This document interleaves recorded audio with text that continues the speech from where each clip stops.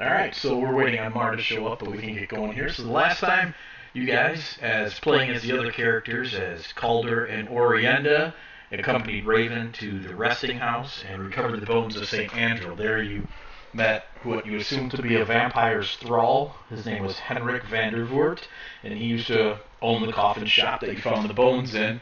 He was a pretty screwed up individual when you finally got a hold of him. Seemed to have lost most of his marbles, could barely function.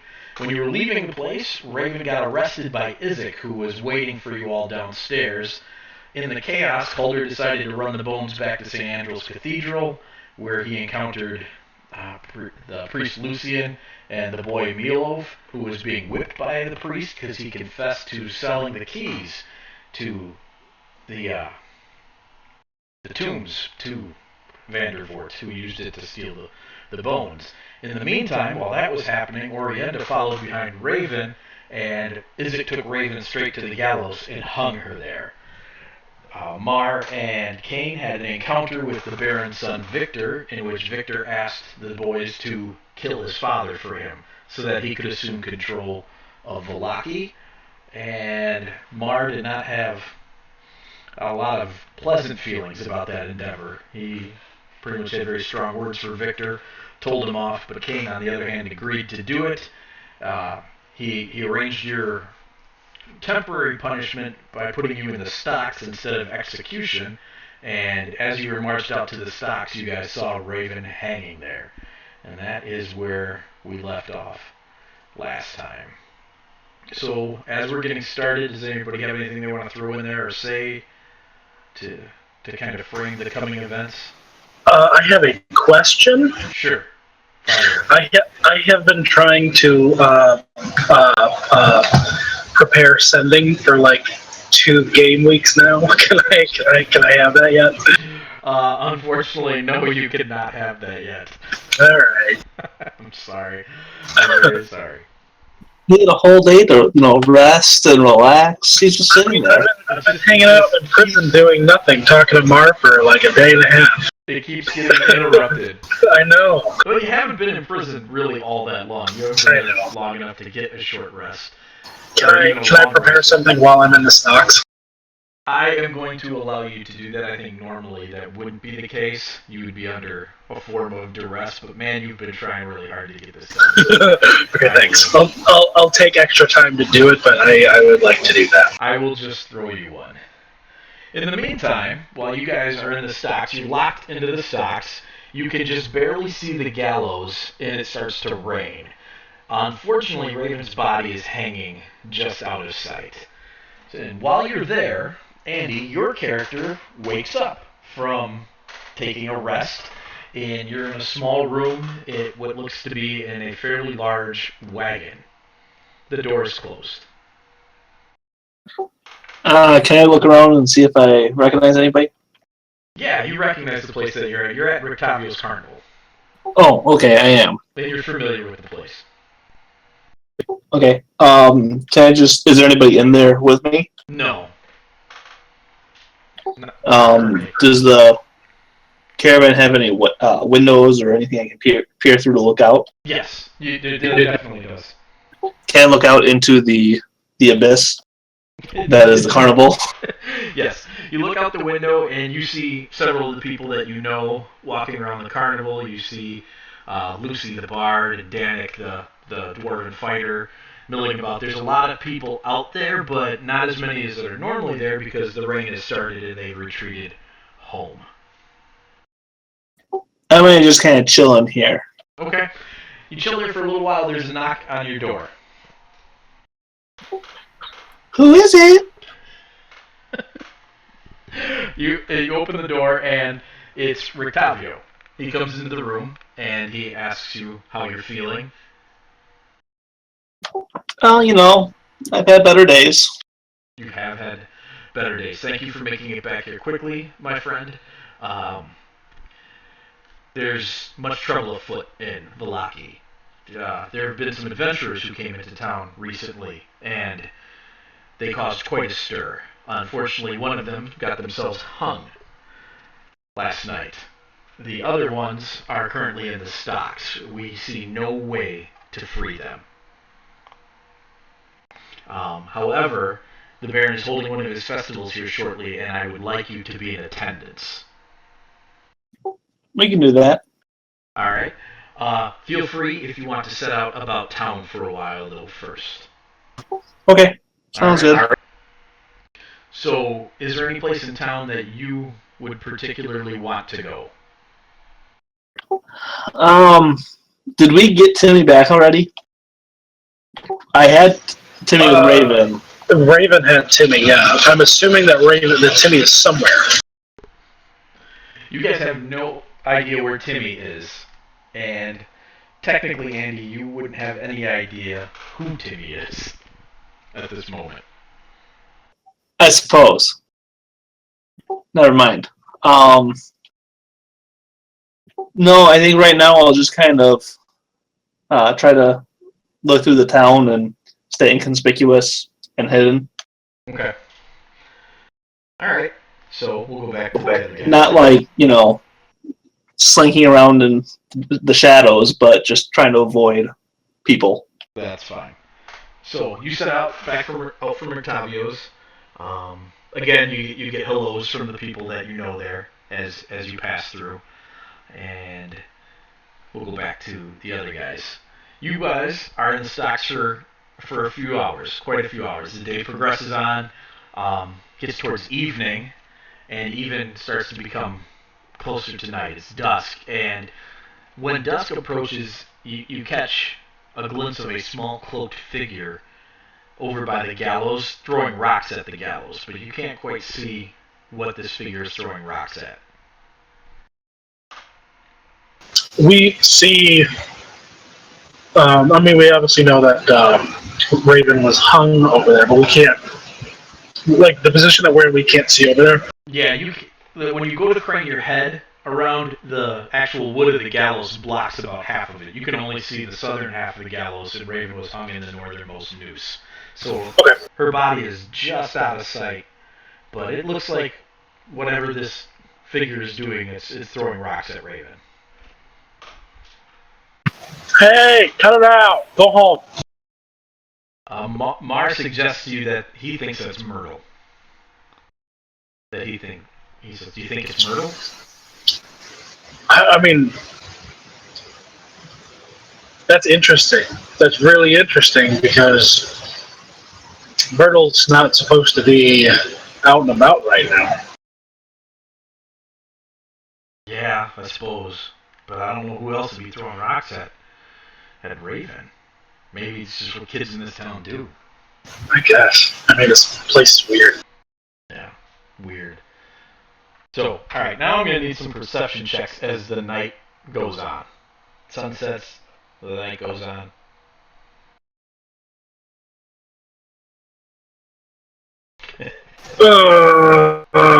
Actually, I'm going to save you because I made you roll these earlier. Oh, good, because that was a good one. And you rolled really well. So I'm gonna save you here. Pretty early on in the evening, you see Rictavio and Calder walking from the carnival area across the square. They disappear to the west, out of your line of sight. As they go past, Calder looks at you, gives you a glance, and kind of a nod. Okay. Then, a little later, a shadowy cloaked figure moves to the far end, southern end of the square, up the little road that leads to the square there, and stands there just off of the wall of the corner of the buildings there, and it appears to be watching you.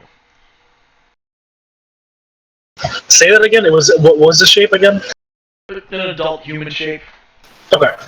Wasn't overly short, wasn't overly tall. You can't tell. It's got a heavy cloak on. You can barely make it out. Mars got a pretty good side of it because you don't have your dark vision gear on at the moment. Oh, right, yeah. Okay. But you just barely make it out. He caught it pretty well. He got your attention, pointed it out. He tries to call out to it, but it just stands there. Alright. I just keep an eye on it. After about an hour or so, it turns and leaves. During that time, was it just like kind of standing still? Yeah. just standing at the far end of the square, staring off toward in what you assume to be your direction. I mean, there's a lot of places it could have been looking, so it's pretty far from you, but you assume to be staring at you.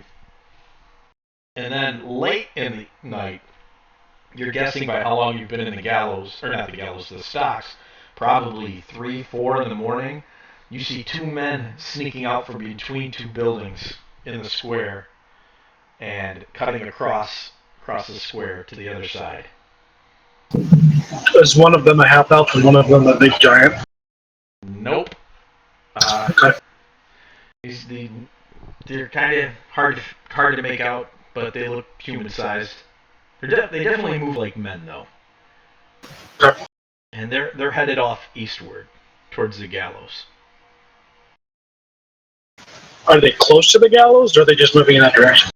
They're moving in that direction, and then as you keep an eye on them, they slip off to the north out of your line of sight. All right.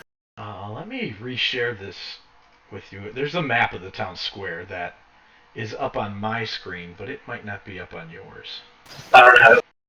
It's in your shared folder. I know you could pop it if you needed to, but since you don't have it up, I'll share it. And it'll show where you and Mar are. Okay, cool. Thanks. Yeah, sorry about that. I should have popped it up a while ago. Andy, is there anything your character throughout the evening would like to do? Any place in particular you'd like to go? I'd probably walk around looking for Isaac. Okay. You catch a couple of glimpses of Isaac throughout the evening as he's about on his patrols and whatnot. He ends his evening shortly after dark by going into the Baron's mansion. Okay. I'm just going to kind of camp out there. Okay. All right, so you keep an eye on the Baron's mansion for quite a while. After a bit, all the lights in the mansion go out. It looks like everybody's gone to bed for the evening there. Okay. All right. Anything else you guys want to do? Try to get some rest. Okay. By this time late in the evening, Kainne, you feel confident that under extraordinary circumstances you have prepared your sending spell. Okay. Is there anything you'd like to do with that? Not yet. Okay. So the sky starts to lighten a little bit. It's continued to rain. It has rained all night long. It is extraordinarily cold for you guys. Early in the morning, however, Victor brings out a change of the guards. You recognize one of the guards as Yogi, the guard who helped you burn Morgantha's body. And the other guard, you never caught his name, but he's the one who escorted you around town when you first arrived. He looks at you and he says, "It's almost over. At noon my father will hold this festival, and after that you will be set free. He intends to banish you from the city. I have had your equipment brought up from the cells. It is, as it was, unmolested, and it's waiting for you inside the building right behind us. I have thought on your words. You are right. I cannot murder my father and hope for a better tomorrow. I will challenge his authority this evening, and I will give him a chance to leave Vallaki. I doubt he will concede. He has never conceded a thing in his life. He will likely have Isaac imprison me, maybe even kill me for challenging him. If you are willing, I would have you there when it comes to that, in case there is violence. You have refused to help me in murder, but in this at least will you help me?" I have no problem helping you murder him. "And you, Paladin?" Mar says, he laughs at first, actually. And he's like, "I didn't think you listened to anything that I had to say, but yeah, you want to do this right if you're going to truly protect your people. I'll help you. I'll protect you." "Very well," Victor says. "You will be released as soon as the festival ends." And then he looks at the ground and shakes his head and walks away. As he's walking away, you hear a peal of thunder and a storm kicks up. And the sky turns very dark and foreboding. Lasts about an hour. There's a lot of guard activity over at the gallows. You can't quite see what's going on. If you want to make a perception check, I can maybe give you a little bit more info on that. Yeah. While I'm doing this, are the manacles that they put on me, are they the same? I wouldn't know if they're the same, but are they like do they appear to be like magical dampening on it at all? No, they're not the restrictive mitts that were put on Raven. You're just in Okay. your stereotypical head and wrist stocks. So Okay. if you wanted to cast a simple somatic spell, you could. Nothing that would be complicated that would require grand hand motions, but finger wiggling and words are perfectly fine. The commotion at the gallows is somebody's in trouble. There's a lot of yelling, a lot of arguing, a lot of pointing at what's going on. Whatever has happened over there. It's not good. Real quick, what are these manacles made out of? It's wooden stocks. You're not actually in manacles. You know the thing they put your head Oh, and your wrists in. right. Yeah, yeah. Okay. So they're over. What's the direction of the? You said they're over by the hanging gallows. Yep. Can I crane my neck enough to see what's going on? It's kind of what you were doing with that fantastic perception check. You just can't physically get your head far enough around to see where Raven was hanging, but they keep pointing at where her body should be, and most likely is, and they're shoving each other and they're arguing. You can't make out any of the words; they're too far away, but they're not happy about whatever's happened over there. Do they seem angry? Do they seem surprised? A little both. They seem angry at each other, and there's definitely some surprise. I'll let this unfold. Okay. All right. So the storm continues to roll through, and if the rain and the storm wasn't so heavy, you might have been able to better make out what they were saying, but you just couldn't. And around what you believe to be noon, the storm passes, but fairly steady rain persists. And as that happens, a thick fog begins to creep out from between the buildings as well. This isn't the mystical fog you guys have come to know in Barovia. This is more of a regular fog, but it's thick and it's heavy. And it is slightly unusual to see a fog this thick when it's raining out. That doesn't normally happen. But as that happens, guards begin to stack piles of branches around the fountains in the square. They begin to set up large poles and hang branch-woven symbols of the sun on top of them, and they begin to set them up as well all over the square. Andy, is there anything you want to be doing at this moment? No, I mean, I pretty much keep it to myself and go back to the carnival. Okay. As you're on your way back to the carnival, you run into the carnival crew headed for the town square, and they invite you along. I'll join them. Okay. You slip into the group with them, and let's see. Crowds begin to gather as the rain falls. In some instances, it looks like the guards are actually leading them to the town square, so that they're being escorted almost there. So I'm about to open up another map for you guys here. And this one will have a bunch of stuff on it. You'll see where guards and things are taking position. And I think I just heard Ryan come on. Yep, I'm here. All right, cool. Hi, Ryan. Hey, guys.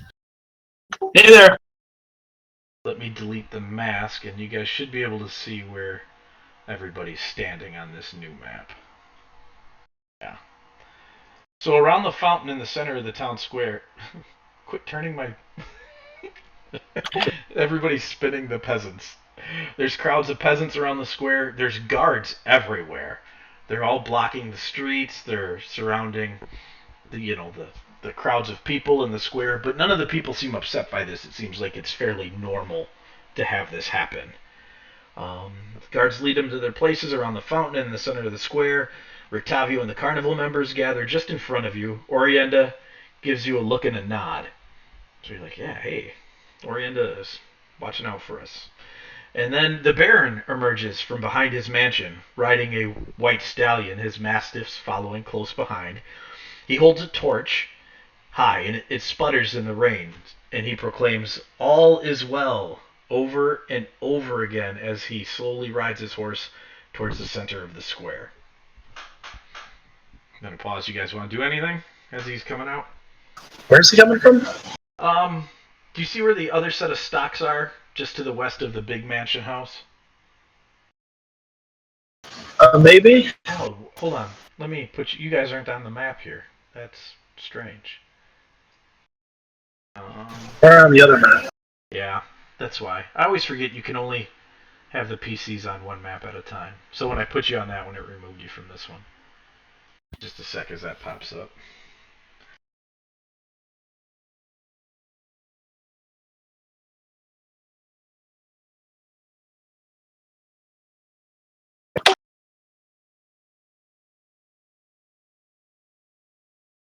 So Ryan, everything up until this point went pretty much exactly like we figured it would, so I got your lines into Victor and all that type of stuff in.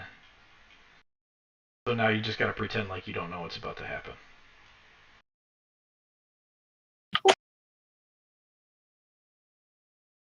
Alright. So you guys are right there at the little square building facing it. And the Baron came out from where that other stocks is, just to the east, from behind his house. You guess he's got a stable back there or something. And he came out riding his horse. That's where he comes from. So, where am I at here?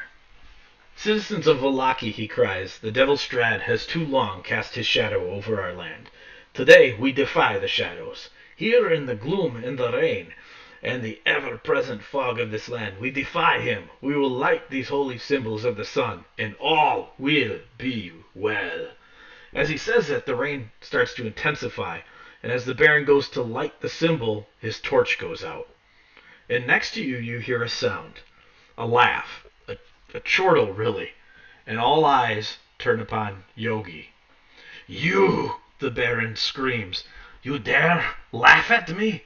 Izek, bring him here." And Izek steps out from around the side of the building. You couldn't see him before. He was kind of out of your line of sight. And he marches over across the square. He grabs the guard with his monstrous hand and drags him across the square and has him stand before the Baron. Pause for anybody to do anything. Yes. I yell out to the Baron, because Yogi was standing by us, right? Yep. My Lord Baron, my apologies. That was my fault. I farted, and he thought it was hilarious. And doing this, as I'm having this conversation, I used thaumaturgy to light the torch for him. Did you just say I farted? I did. Did you just legitimately use a fart in a role-playing exercise? I did. Yep, that's what he did. I did. Make a deception roll at disadvantage, please. Oh, okay.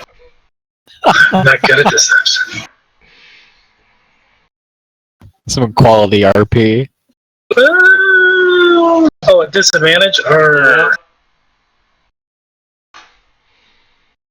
Okay, alright.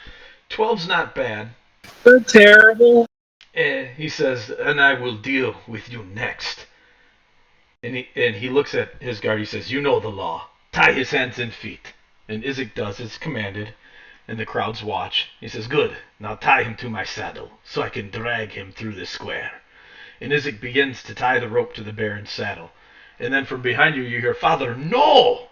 You hear, and Victor walks out into the square. He says, This is madness. This man has been loyal to you all your life."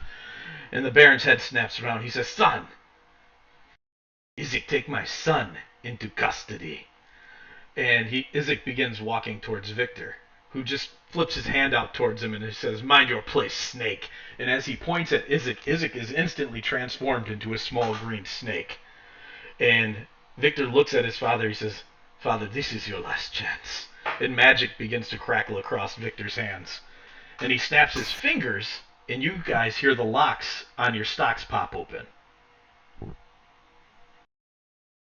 And I look over at Mar and I say, "Are you sure you don't want to kill this guy?" Let's grab our gear. Go now. Where's our gear? Is it right by us? It's in the house behind us. Let's go. Let's go. Get it. All right. You guys run into the house behind you and grab your gear. Yeah, that's fine. So, and as you're running towards the house, the Baron sees what's going on, and he spurs his horse forward, and the rope pulls taut on Yogi's feet, and the man screams as his feet are swept out from under him, and his head cracks against the stones below him. And right at the same time that happens, a flash of light erupts from Victor's hands as a bolt of lightning leaps from him across the square, hitting his father square in the chest and knocking him from his horse. You hear the Baron's dogs howl, and the crowd falls silent. Then it starts to murmur, and people start talking. The carnival's looking around like, oh, what the heck just happened? This is crazy. Let me put Victor on the map now, too, so he's in the right spot. And I will add him to the combat tracker. Are we on Vallaki Town Square? Yes. Yes, sorry. Thank you. All right. Well, that is big. It's a big area. The Baron is right by the fountain. Izek was turned into a snake and is slithering around the square. And you guys are in there. You hear some yelling and some shouting as you're putting... Are you putting your armor on? Do you want to take the time to do that? Or do you just want to grab your weapons? Oh, I'm grabbing armor. It's gonna take like 10 minutes to put armor on, isn't it? I'm not gonna put you by that rule. I'll let you put it on quickly, but it might matter for the play of events. Can I ask how quickly?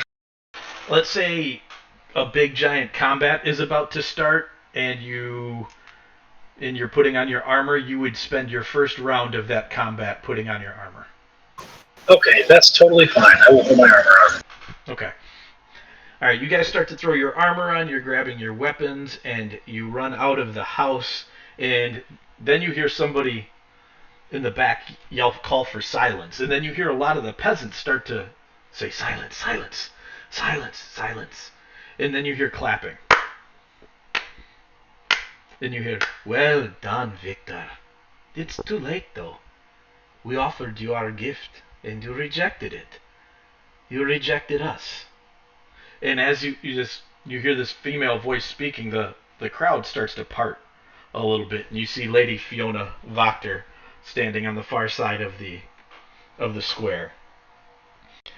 And now you and everyone else in this town who has rejected our call will die.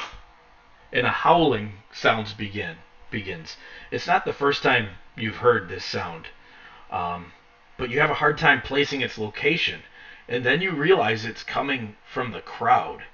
A darkness begins to rise from the crowd. It's swirling in a vortex. Victor takes a step back. He's obviously put off by this. As the cloud and a dark chorus of 1,000 screaming mouths begin to swirl around Fiona. And several of these mouths shoot out and paste themselves on a person's face in the crowd. And then that person starts to scream with the same sound that's coming from the mouth tornado, basically. And then another howl begins, but this one's more bestial. This one is joined by the Baron's mastiffs, who were hovering around their master's body, but they begin howling and transforming into shadowy-looking terrors. The Baron's body convulses a little bit and rises up from the ground, and then all of a sudden dozens of tentacles sprout from his mouth. His flesh begins to peel away, and his arms and legs transform, becoming massive, muscular legs, more akin to a giant wolf than anything resembling a man. And this huge creature howls at the crowd, and you hear in your minds, accept our gift or perish. And you see everybody in the crowd looking around as well. You get the impression that everybody here heard that.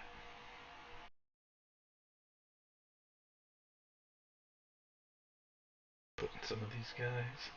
What would you like to do? We're outside with everyone now, like Yeah. at this point. Yeah. You guys, if you're putting on your armor, will not be able to go in the first round of combat if you initiate combat. But, yeah, you're outside.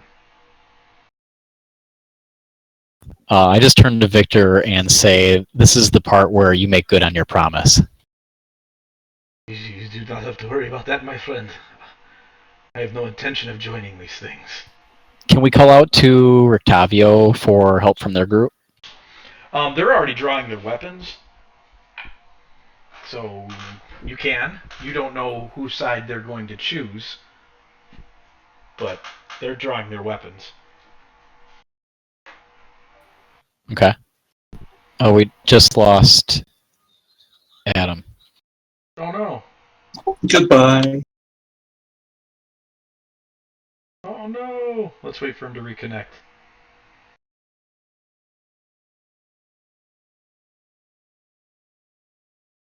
You scared him away, Mike. I did. It's terrifying. That mouth creature is just gross. Hey, so do we recognize the swirling mouth stuff as the stuff that left Morgantha from the church? Yeah, but this is far larger. Okay. This is far, far larger. Oh no, his whole internet broke. He just sent me a message on my phone. It seems to be a night of technical difficulties. Sheesh, yeah.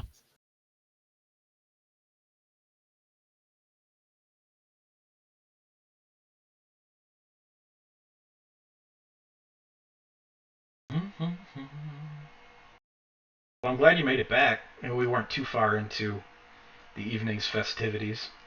Yeah, it didn't sound like it. No. It's funny, it's like the weeks that that we're like, hey, we can do early, you're like, no, I can't. And then the one week that you're like, hey, I can do early, like we all fail. Like, did you notice that? Yeah, you all had stuff to do. We had that one week where we Yeah. got early, but yeah. And I don't know what you guys have going on, but I can play late tonight because Lynn's not going to get back till after midnight from the airport. So. Yeah, however long everyone else has. So. But I know other people have jobs. I have a job too, but I don't care. I was off. Yeah. I don't work on Fridays during the summer. Oh, nice. I know. I'm gonna go to my job tomorrow and sit down in my desk chair and stare at a computer screen for hours on end. So, and I don't have a ton to do. I have to approve some book orders and answer a whole bunch of emails, and that's about it. My office is going to be the mountain bike trails tomorrow morning. Nice. Yeah. Well, that's good.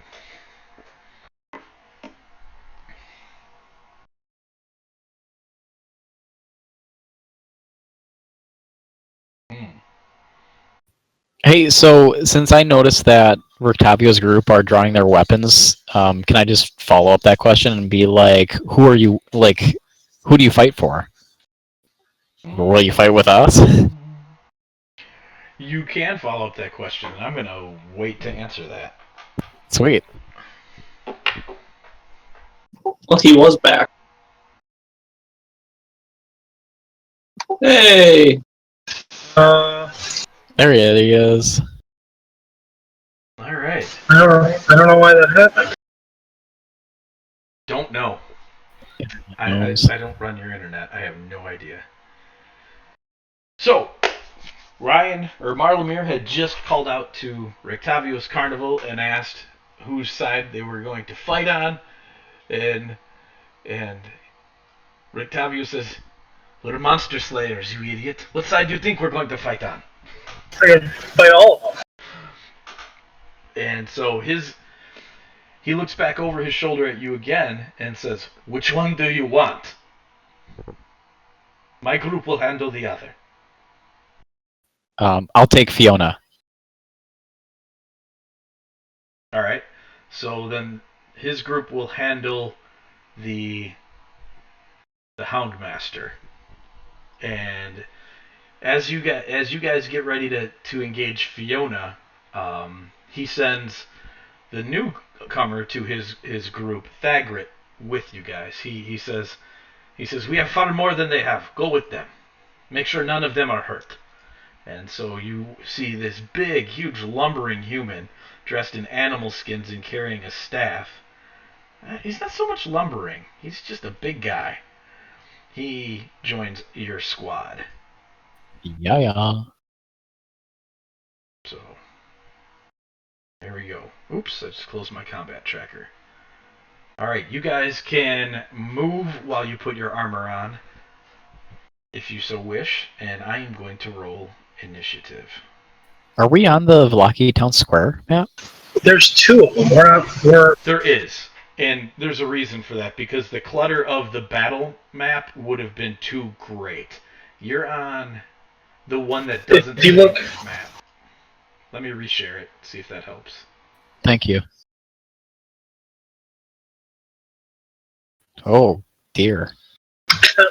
Yeah, and because there was stuff going on before all the peasants showed up, and it would have taken me forever to put all these peasants and guards into place, and I don't want them all in the combat tracker, it was just easier to do two different maps. Boy, that's some stuff. Yeah, there's all sorts of innocent people in the way. There's guards in the way. The guards all look very confused. Everybody looks confused. There's people running around. Okay, screaming. give me a second. Who is Zurinhala and who is Syriach? Syriach the Houndmaster, that's the Baron. Okay. And Zurinhala came out of Lady Fiona. Okay. Is this just happened to be the same icon as what came out of the hag, or is that what came out of the hag? That is what came out of the hag, except it is far larger. Okay. What came out of the hag was maybe a couple dozen mouths. This is thousands. Oh. Most of them coalesce into making something semi-solid, but they're spinning off and they're attaching themselves to people. They're all over the place. And the Houndmaster is just as large, size-wise, as the mouth tornado. Okay, so we are going after the Howling. Correct? I called out that I was going after Fiona, just because I recognized the swirling mouths. Okay, so that's what we're going after then.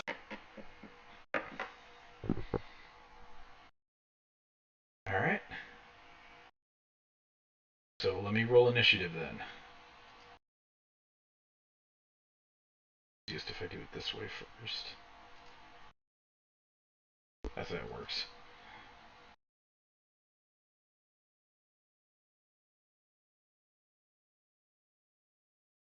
Alright, Mar, you're up first. So you can move, but you cannot make an action this round as you're taking the rest of this round to put your armor on. Bonus action? Yeah. Qualify? Depends on what you want to do. Hunter's Mark? Yeah, you can do that. Great.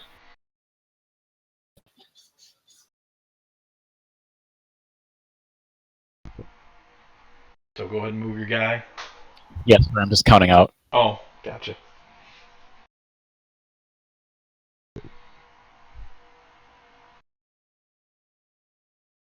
And that's me. I'll place Hunter's Mark and I'm good. Okay. Let's see. Alright, Zurinhala the Howling does... I heard Discord go off as... be for me. Okay. Cool. Not a problem, Andy.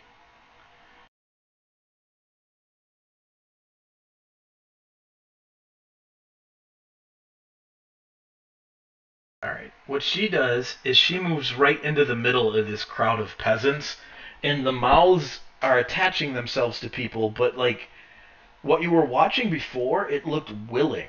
Like people were willingly letting these mouths come to their faces, and so you get the idea that maybe those were the people that agreed to be part of the gift.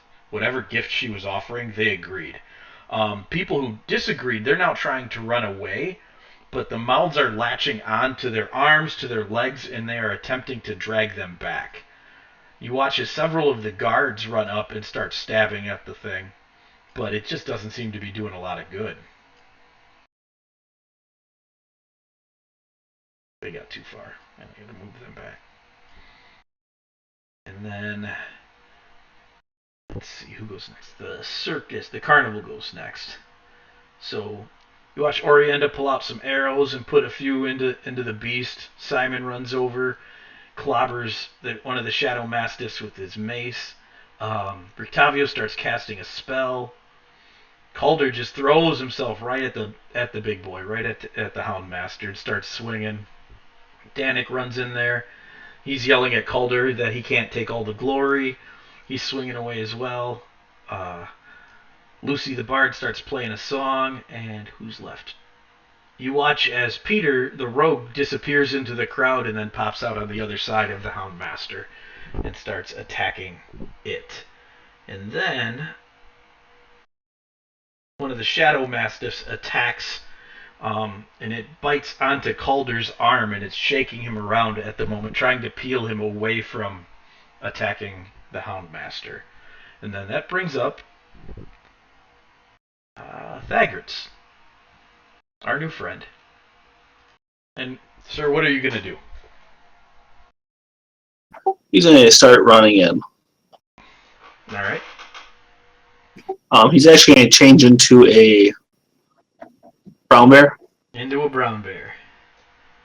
Actually, I lied. Let's do a wolf. All right. And then I'll give him the range.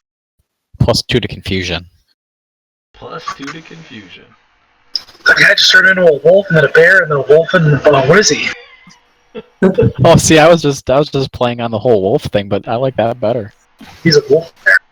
He's definitely a wolf bear. All right.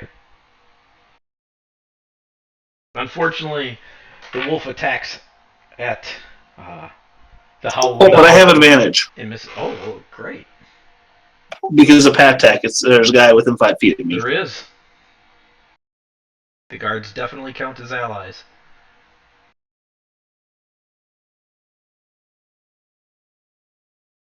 Not that it matters. No, not at this moment. All right, so that brings up Victor. Victor is going to sprint over to here, and he is going to cast Lightning Bolt. And he's going to shoot it right between everybody as best he can. Kind of up high over the top of things, too, into the clouds, so he doesn't hit any of the peasants. And he is going to fry the Howling and the Houndmaster for 30 damage each. Nice. How tall are these? Nice job. They're huge. They're definitely dominating the size of the crowd. They're 30, 40 feet tall. Oh. And especially the Howling, because it's swirling through the air like a tornado, it definitely sticks itself up higher at different points in time. And let's see, Kainne, your turn. Okay.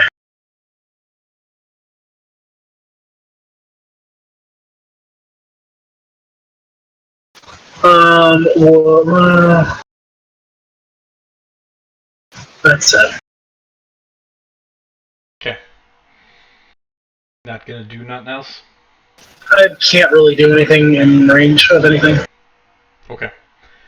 Alright, so then that's gonna bring up Syriac, the Houndmaster, and these tentacles flare out from them, lashing at Calder and Danik. One of the tentacles grabs Danik and begins to crush him and squeeze him. And then it draws him closer to his mouth and bites him as well. It also lets out a really loud howl. And everybody in front of its mouth, let's see, I'm going to make a couple of saving throws, is covered with this greenish spittle that they kind of just slough off. They wipe it off, and it hits the ground and it starts to sizzle. And you don't know what it is, but it didn't look like it was good. And that brings up the other Mastiff, who is going to charge forward and attack Danik while he's grappled by the arm, so he gets advantage on his attack. And he's going to bite Danik as well. And the dwarf is just howling out in rage and anger and slashing with his axes at the moment. And that is going to take us to the top of the round again, to Mar. Danik is the dwarf, the golden dwarf. Yep, the dwarven fighter. Mar, you're up. Yep. Sorry, for some reason the map just reset on me. Oh. Well, that's exactly 30 feet. As you run through that crowd of people, several of them are trying to attack you, but other people in the crowd are shoving at them and trying to get away from them. Nobody lands a hit on you, but the crowd is full of people fighting against and for the town at the moment. Okay, good to know. I'm gonna make a bow attack.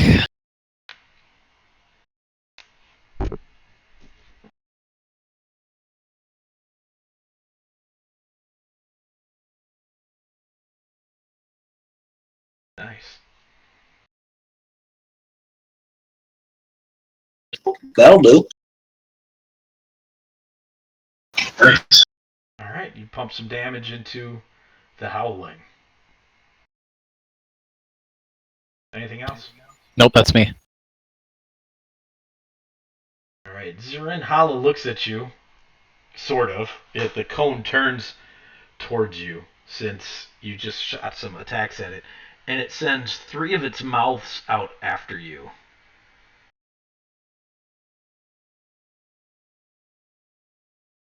And first one misses. Second one crits. And the third one hits. For a total of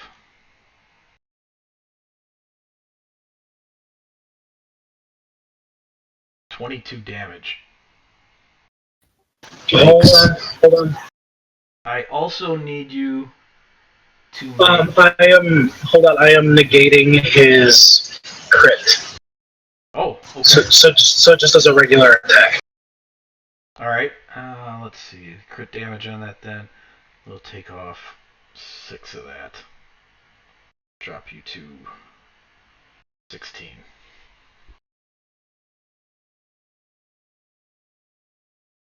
I helped you. Thanks, Kainne. To battle!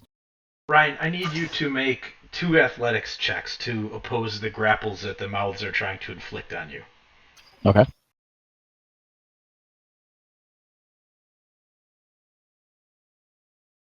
Alright, you managed to brush one of them off, but the other... Oh, no, actually, you got them both. You brushed them both off. They tried to latch themselves onto you. And as that you're doing that, you look around and you're watching other people that have had multiple mouths latch onto them. They're being dragged into the cloud. The one I'm running towards? Yep. Right on. Can we hit like the mouths that are attached to these people? Are they like hittable? Yes, you can make an attack on the mouth. You got the feeling like it's going to be harder to hit a mouth attached on somebody, but you can make an attack on it. Alright, so the other Shadow Mastiff is going to attack at advantage. And it doesn't need advantage. It's grappled onto Calder's arm. Calder takes a fairly serious amount of damage from the Shadow Mastiff attacking it. That brings up the Carnival, and they unleash some more fury upon the Houndmaster and his hounds. Danik abandons attacking the Houndmaster and turns on the Hound attacking Calder and actually manages to knock it off. Lucy casts a spell of healing, and Rictavio starts a chant of Dispel Evil and moves a little bit closer. He doesn't move as spryly as you would expect somebody of his age to move. I mean, he's not old, he's a half-elf, but he looks like he moves a lot slower than he should. And that's going to bring up Thagrit. He's going to try your name. Target. Target. Alright. He's going to try 2 more, or another attack. Okay.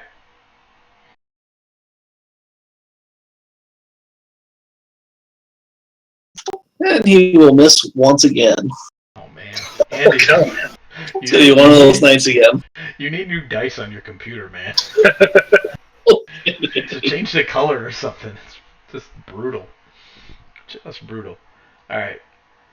And that's going to bring up Victor.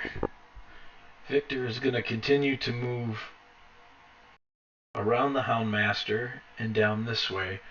And he is going to drop a cloud of daggers down around the area where several of the people are being dragged towards, and the daggers begin to slice at the mouths that are there, and you see him doing some damage and cutting some of the mouths off of the people. And yeah, a couple of the people get free and they scramble away, so I'm going to move the crowd a little bit further away. The other crowd seems to have been more taken over by mouths, and they are actually dragging people closer to the howling. Let's see, the guards go. These guys up here are making a move down. This guy's going over here. The guards from everywhere are running into the combat now as well. They're just coming from all over the place. Kainne, I'm going to let you go while I move guards. Hey, Kainne, I remind you that I do have Aura of Protection if you're within 10 feet of me. You get charisma, my charisma's bonus on your saves. Awesome. I was planning to get there. Mike, I also sent you a message again. Oh, okay. DM, I have a question. What's up? I can't see where the mouths are. Can I just assume that they're by the people? Yes. If you get next to a crowd of people that's by Zrinhala, then you can attack it. You can attack. Do these mouths, are they by the crowd back by us? No, they're mostly only affecting the. It looks like the crowd's within 50 feet of the cyclone. Okay. So I am going to cast. Oh gosh.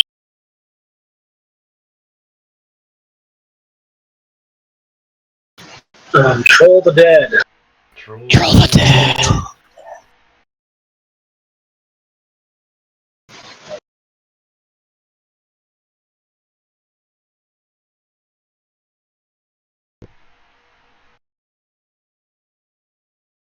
And that it failed its save, so you may roll your damage. Ooh. That was nice. Yeah, you blast several of the mouths off of people. And also, I'm going to cast Mercy.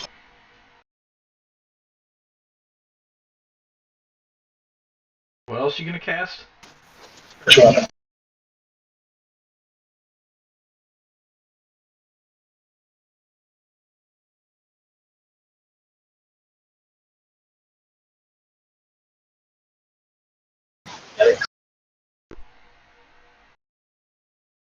Alright, now unfortunately that does not hit. Alright, so it looks like the crowds have, for the most part, figured themselves out. The ones on the outside edge are fleeing, and the ones on the inside seem to be made up of people with mouths on them. And they are definitely aggressive and attacking. If you want to take them out, you can. They do not seem like they are friendlies, that's for sure. And that's going to bring up the Houndmaster then. The Houndmaster's already got Danik in a grapple, so Danik's going to make a saving throw. And unfortunately, he does not make it. It snaps its tentacle back and whips him, and he flies 60 feet into the building where you were being kept in the stocks. And he takes 37 points of damage as he impacts onto that building. He's a dwarf, right? Yeah. So does he laugh? No, he doesn't. Oh. You hear him go, oh, God. as he hits the ground, but he does get back up. He does stand up after the impact, and then Calder is grappled by the other free tentacle, and you watch the mouth on this thing. It looks like a giant lamprey mouth, like a leech's mouth. It extends out, like it's got its own sinewy, muscular arm, and it lashes out 30 feet, grabs one of the guards, and draws it inside of itself. That guard is now off the map. Oh. And then, let's see, Shadow Mastiff 1. Now that Danik isn't there to be attacked anymore, let's see, heads for Simon. And that's going to bring us back to Mar. Okay, I'm going to like yell to like get into this battle. So I'm like yelling at people to clear the way because I'm getting in melee range. It looks like anybody left who wants to get out of the way has gotten out of the way. Okay, is that okay? Can I be there? Yeah, we can adjust the guards because they're not actually in squares. So you can go there. There you go. Great. I'm going to cast Vow of Enmity.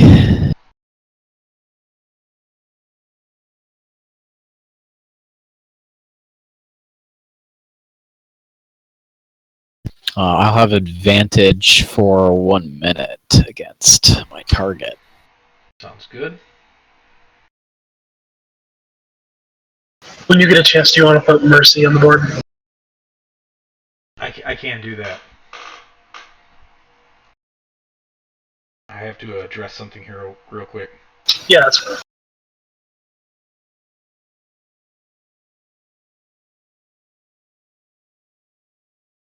And I'm going to attack with Divine Smite.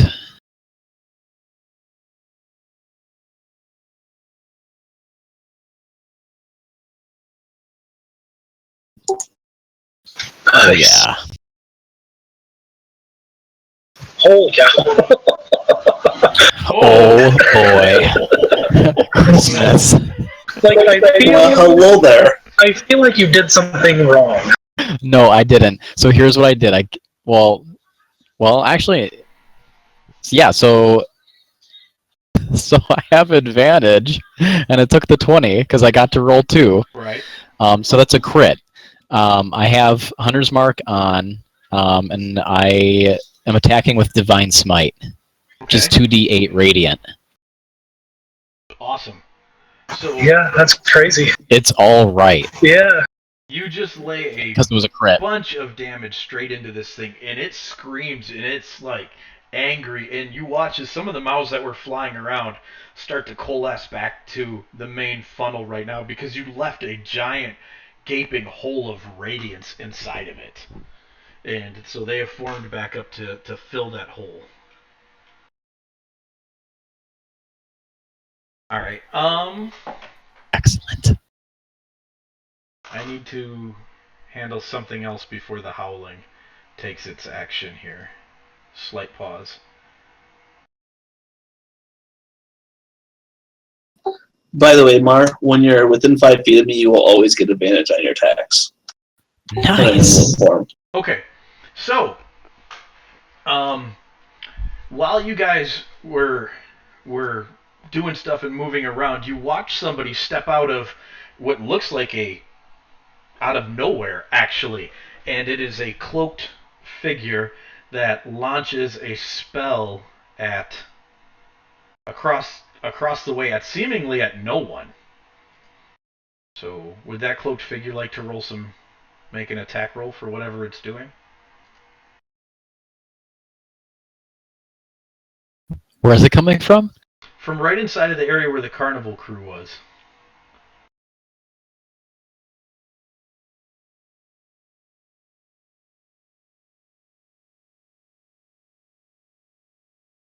Andy, that's you, by the way, sorry.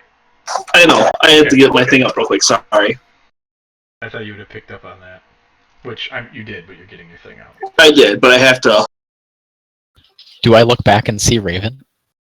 I don't know. You're too busy destroying. Shh. Shh, don't tell me what I'm too busy doing.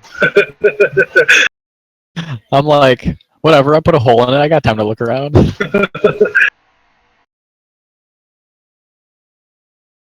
I recognize that chaos bolt. Yeah. No, it hit, so it can't be Raven.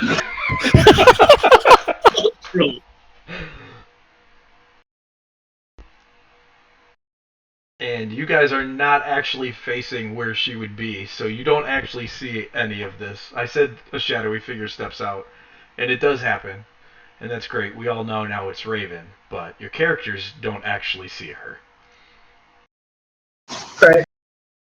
And that's just the way it's going to be. Do I have her on the board here? I gotta get her in the combat tracker.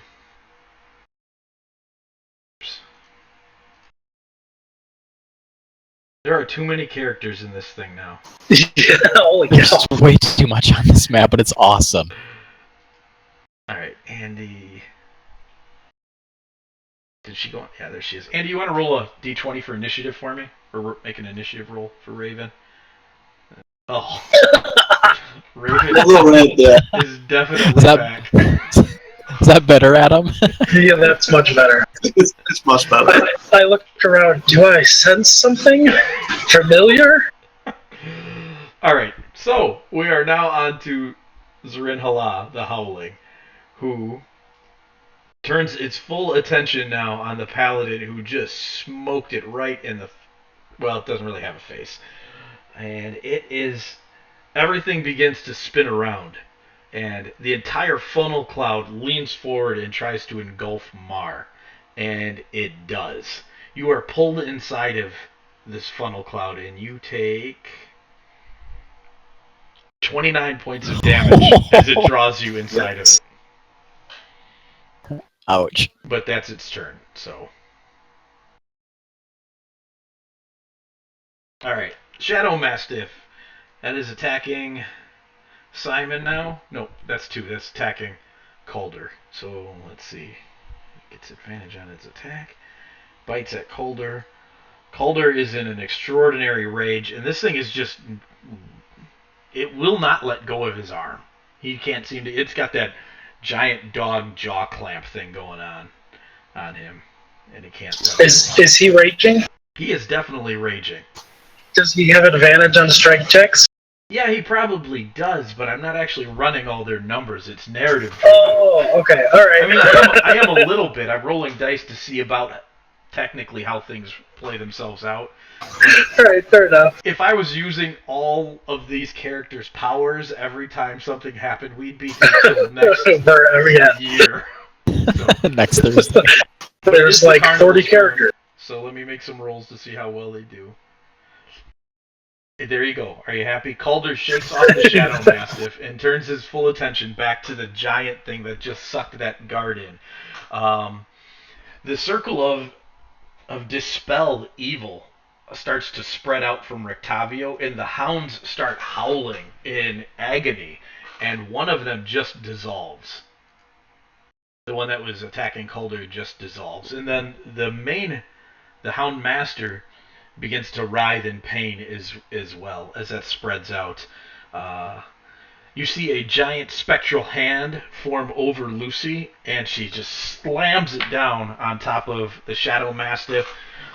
Simon is just swinging away with his flail, knocking it back and forth.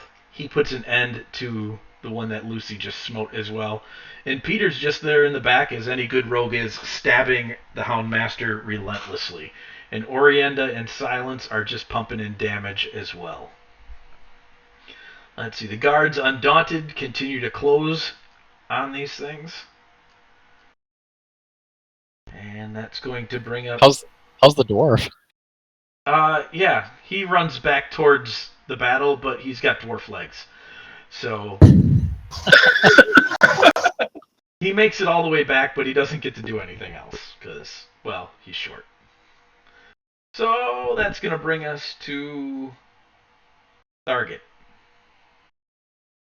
Target is going to make another attempt, but he has to change his dice color real quick.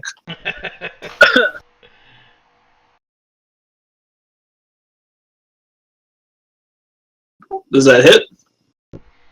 That definitely hits. Okay. Excellent.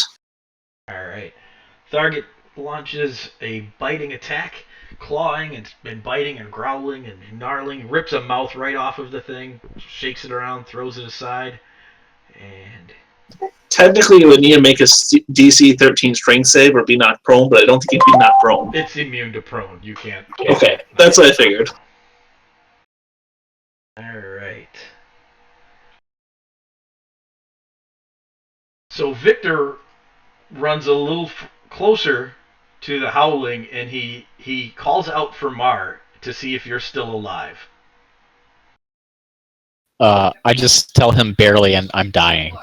Alright, and then he starts to cast a spell, and a mystical shield appears around you. So you can have +5 to your armor class. On the Excellent. Can I ask that for RP purposes, you specifically say, I'm dying? I'm dying. Because I did. It's really fun how you said it. Oh. Are you hurt? I'm dying. Like all sarcastically, like, Yeah. I'm in a funnel. I'm dying. What do you think? Help me out. Target. Are you still in the funnel, by the way? Yes. Yeah, he's inside of it at the moment. Okay. Let's see here. What's going on? Kainne, you're up. I need you to make a perception check. Okay. Can you in the process of this make one of these goofy guards scooch over? What do you want me to do? I opened up a space for me to get in, and then another guard took it. Oh, yeah. All right, I can do that. Because they have 10-foot reach, so. Oh, that's perfect. Okay, you wanted a perception? I do want a perception. Oh. Oh, yeah. As you're getting closer to the fountain, you see something in the fountain. You see several somethings in the fountain. And they're, oops, they mean to turn things off. I meant to turn things on. And they are crawling their way up out of the fountain. Wow. The water is mirror black, and you see the skeletons crawling their way up from an impossibly deep distance. They're not to the surface yet, but you see them coming. They will be here in 2 rounds. They're coming up from the middle of there? They're coming up from beneath the water. It looks... Give me an Arcana check, and I'll tell you if you know exactly what's going on. Okay. You have no idea how they're doing this, but you look at down in that fountain, you're like, man, that is one deep fountain. So if I cast Turn Undead, will they still be able to get out? You don't know. You don't know. Well, I'm going to do it. Okay. I'm going to move over here. And I'm going to cast Turn Undead, which is technically I don't know how Turn Undead works with Destroy Undead. If they have a CR rating of half, then they are destroyed if they save, I guess. But I don't know if that's still. These things. They're higher than that, I guess, anyways. Yeah. Okay, so I just cast Fear.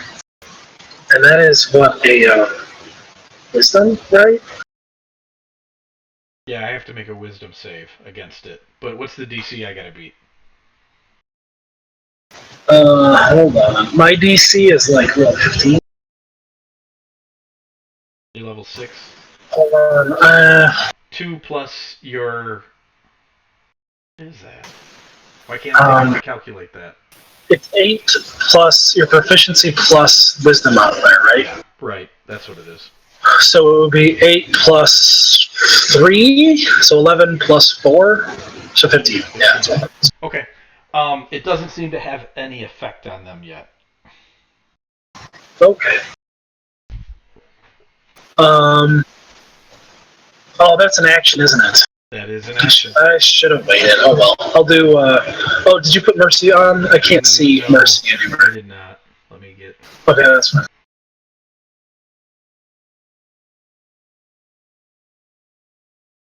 There. Why did that happen? Yeah, it hits. Why did I have advantage? Because of. Because you're by Oh, our it just did it druid friend. automatically. It just did it automatically. Oh, that's Yeah. cool. Alright, sweet. Isn't it nice when stuff like that just works? Yeah. Nice. And of course, Mercy. Mercy flowers. And that's the end of your turn then? That is the end of my turn. Alright. The Houndmaster goes. And it is going to lash out at those standing next to it. Oh, wow. It slaps the crap out of the carnival group. Kills another guard in the process. Calder takes a sizable amount of damage and is grappled. Again. He's not. Last time he was grappled by the Shadow Mastiff, though. He wasn't grappled by the big guy. I think it's just part of his character, though. That he's just always grappled? Yeah. Maybe. You know, that happens to some people. My computer just opened up a strange window. Hold on. There it goes. No. Stop it. There we are. It also lets out a howl. A very long and deep howl. And when it does, you see another Shadow Mastiff start to form.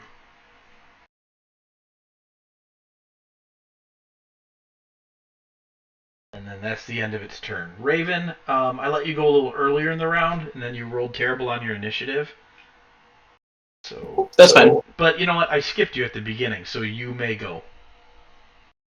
She's going to twin a spell and throw Hold on, you're shooting at the Howling and also at Isaac. Okay, yeah. He popped back up on the map then.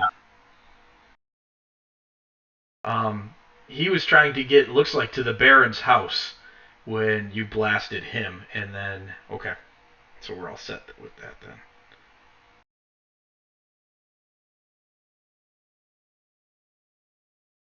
Not in the combat tracker, why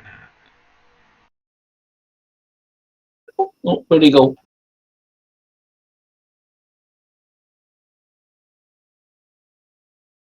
I'm screwing something up, sorry.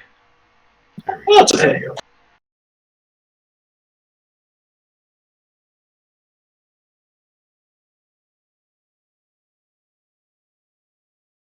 Did he disappear again? Yeah. No. Alright, there he is. I think he'll stay now. Yeah, he's there. Okay. You're all set and ready to go then. You hit the... Yeah. Alright, those all hit.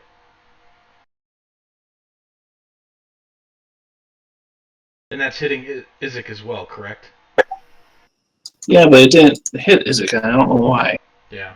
It probably had something to do with all the screwed up stuff that I was doing.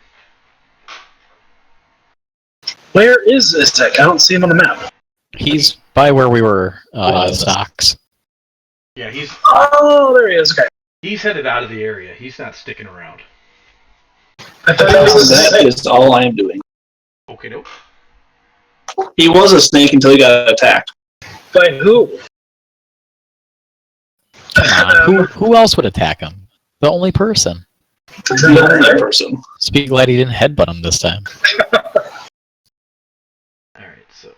That was a very good headbutt, by the way. It was a very good headbutt. Headbutt. That was a fantastic headbutt. Alright, so the Shadow Mastiff reappears after the howling and starts to attack Simon. And let's see, it doesn't manage to bite him, and it does a sizable amount of damage. Alright, then we're going to pop up to Mar. You're up. And the skeletons are now within 1 round of being out. The only thing I'm doing this round is casting Lay on Hands on myself to restore 30 points of damage. A dog. All right. That's my turn. Sounds good. All right.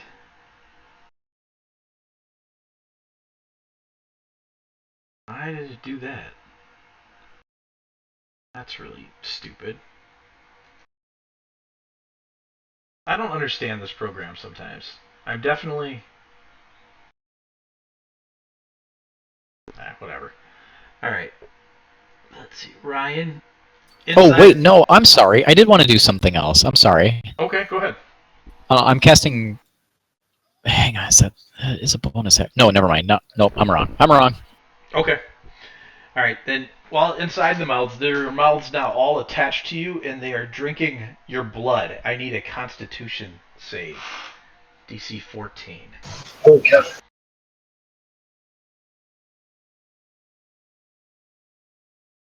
You take 15 points of damage. I'm gonna use my inspiration.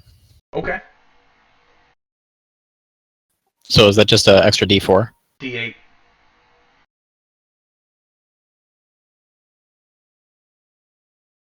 Oh, you still take. You 15 kidding me? points of damage. It's ridiculous. That's when that inspiration doesn't help, doesn't it? Let's see who's up. Tharget's up. How much did you say? 18 more? 15. Target's going to attack again.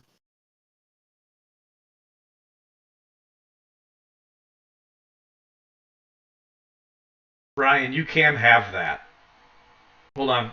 We need to pause here for a sec. I forgot to add the shield that Victor put on you.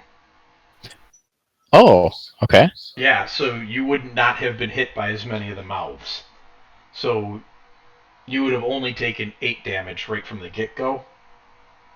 So I don't know if you would still want to use your inspiration or just take it. I only would have taken 8 damage. Yes. I will not use my inspiration. Then. Okay. You may keep it then. Because that was my bad for not adding that in. Alright, Tharget bites. Bites, and that's about it. Bites and tears at the howling. Alright. And Kainne, you get the advantage as well when you attack. Yes, it does it automatically. Perfect. Alright. You do a bunch of damage to the howling, and it looks bloodied now. You've done a pretty sizable amount of damage to it at this point. The Houndmaster looks in far worse shape. So Victor, what's Victor gonna do for us here? Too many things in my combat tracker. It's a huge combat tracker right now. Yeah. He is going to cast Ice Knife at much higher level. That's going to do a butt ton of damage. So you watch him form this blade of ice in his hand. It takes the shape of a sword. He's also continuing to run forward. Starts to take the shape of a sword, and he shoots it into the howling. And it goes into the inside and up higher, away from where he assumes Mar would be. And then you hear it explode, and you watch all of these shards of ice come pouring out of the sides of this creature. And I gotta count the number of dice that I got here right. Yeah, that should be it. Dude. Jeez. And it's gotta make a dex save, which it does not. It takes 40 points of damage. Holy cow. Yeah, Victor! Oh, now. Right. Alright, and let's see. The Warriors are still climbing. Kainne, you're up.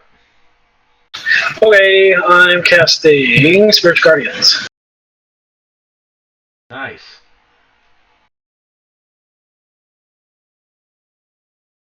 And That's a very nice name you got. thanks. I had to fix that. Did the skeletons get up yet? No, next round. I think they do this round. Can I still? Can I see them? Are they within?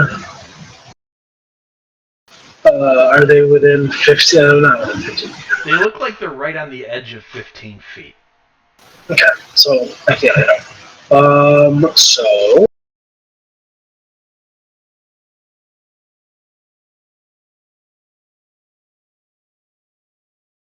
Oh, I get it. So the save on this is. Did that do that right? Yep. Okay. It should be a DC of 15, but mine says it's 11. I don't know why it says that. Yeah, I don't know why either. That's not right, but it should be 15. It would have succeeded either way. Okay, hold on.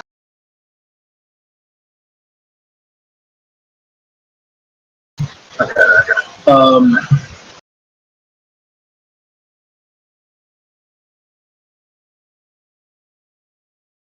And then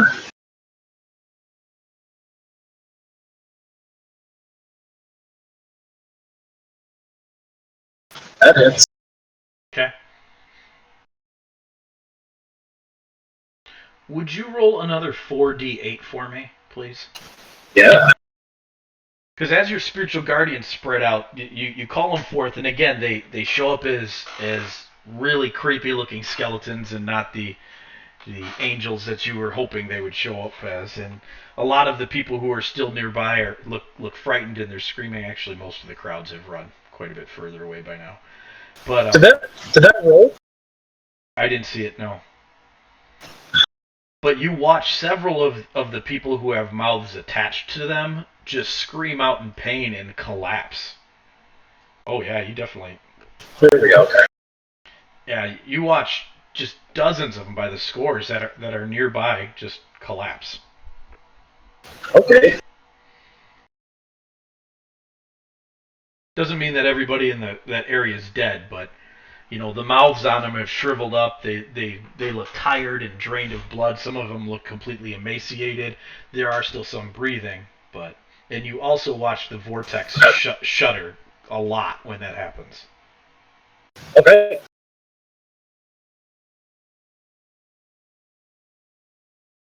And is that the end of your turn? That's the end of my turn. All right, that brings us to Izek, who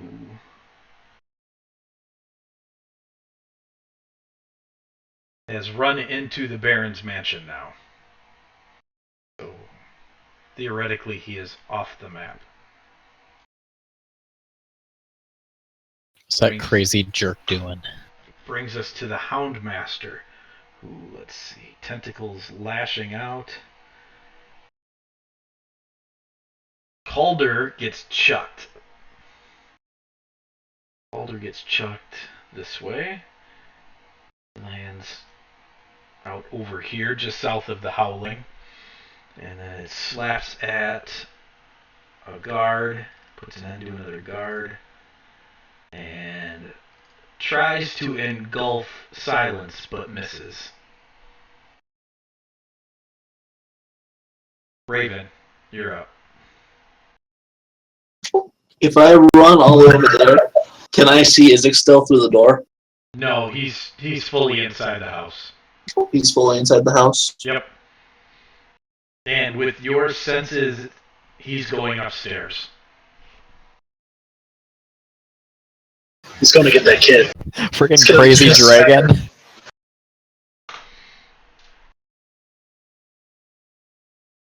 So Not even death will stop me from having my revenge. that is his turn. Yep, your full move, unless you have a bonus action you want to do. No, I'm missing you.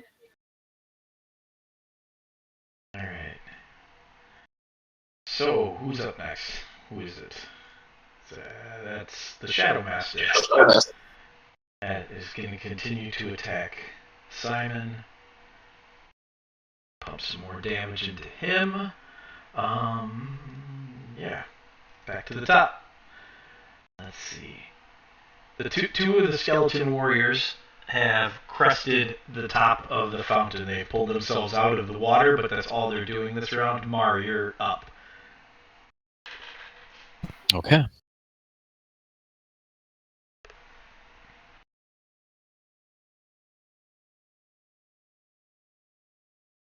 Focus on Zernhala. These things are going to explode and kill him. Yep. So Preparing another hopefully successful strike. Again, attacking with Divine Smite.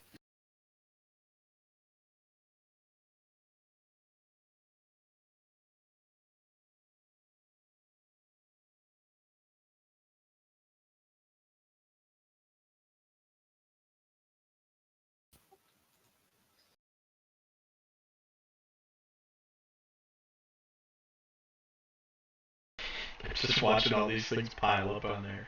It hits. Nice. For 19. Alright. Let's see. Don't you get 2 attacks? You do get 2 attacks. Gosh, thank you. Oh my gosh. Ugh. Why don't you take 2 attacks? 2 more from right now, because we have skipped you several times. Yay, DM favor. Thank you. Yeah.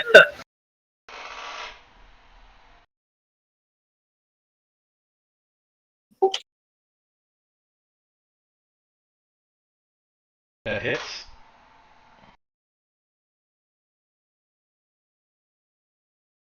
Alright, at that point, Zrinhala pushes you out of the inside of it. It basically spits you out. Blech. Last attack. That's it.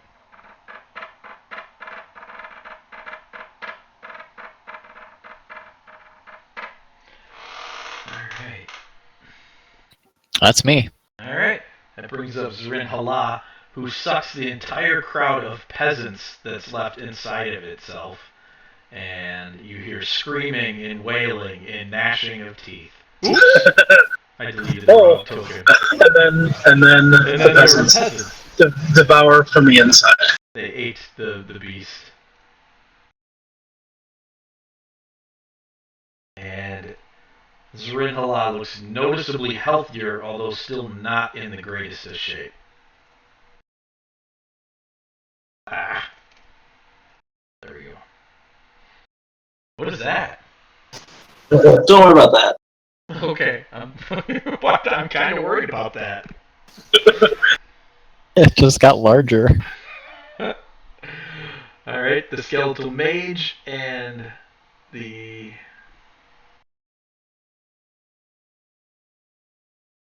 Oh, that thing's dead. What's the thing still doing on the board?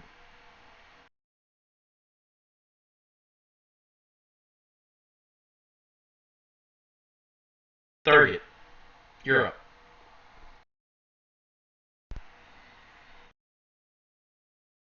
So Target is going to pop out of the wolf Okay. and cast Moonbeam. Dude. Okay. It's 40 foot tall, not 40 foot wide. That makes a lot more sense. Got it. I was really confused with the whatever the heck you were doing. It's like, what is this guy doing? It's like, man, this thing is gonna rock the battlefield. It's like Andy just upended my fight, whatever it was. So at the center of the point for 5 foot radius, it's going to take any creature must make a Constitution saving throw. If they fail, they take 2d10 radiant damage, or half as much on a successful. If it's a shapeshifter, it makes it save with a disadvantage. And I can move the beam up to 60 feet in any direction on my turn. Awesome. Very cool. Dude. If these things explode in my face, I'm gonna be so pissed.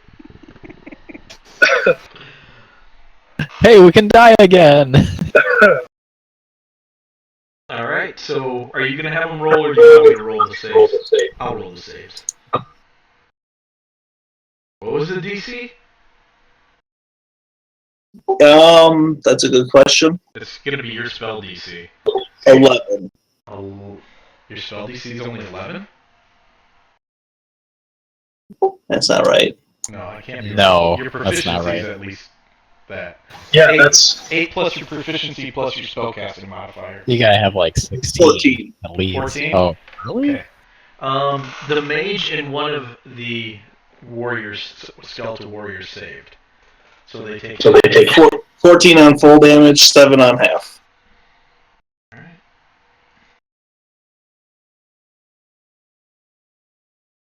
And then that's also when they start their turn there. Sounds good.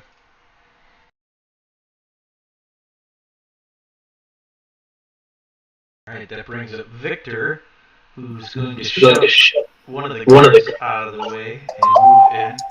And he's going to take 2 swings at Zrin Hala with his longsword. And he is going to connect with them both.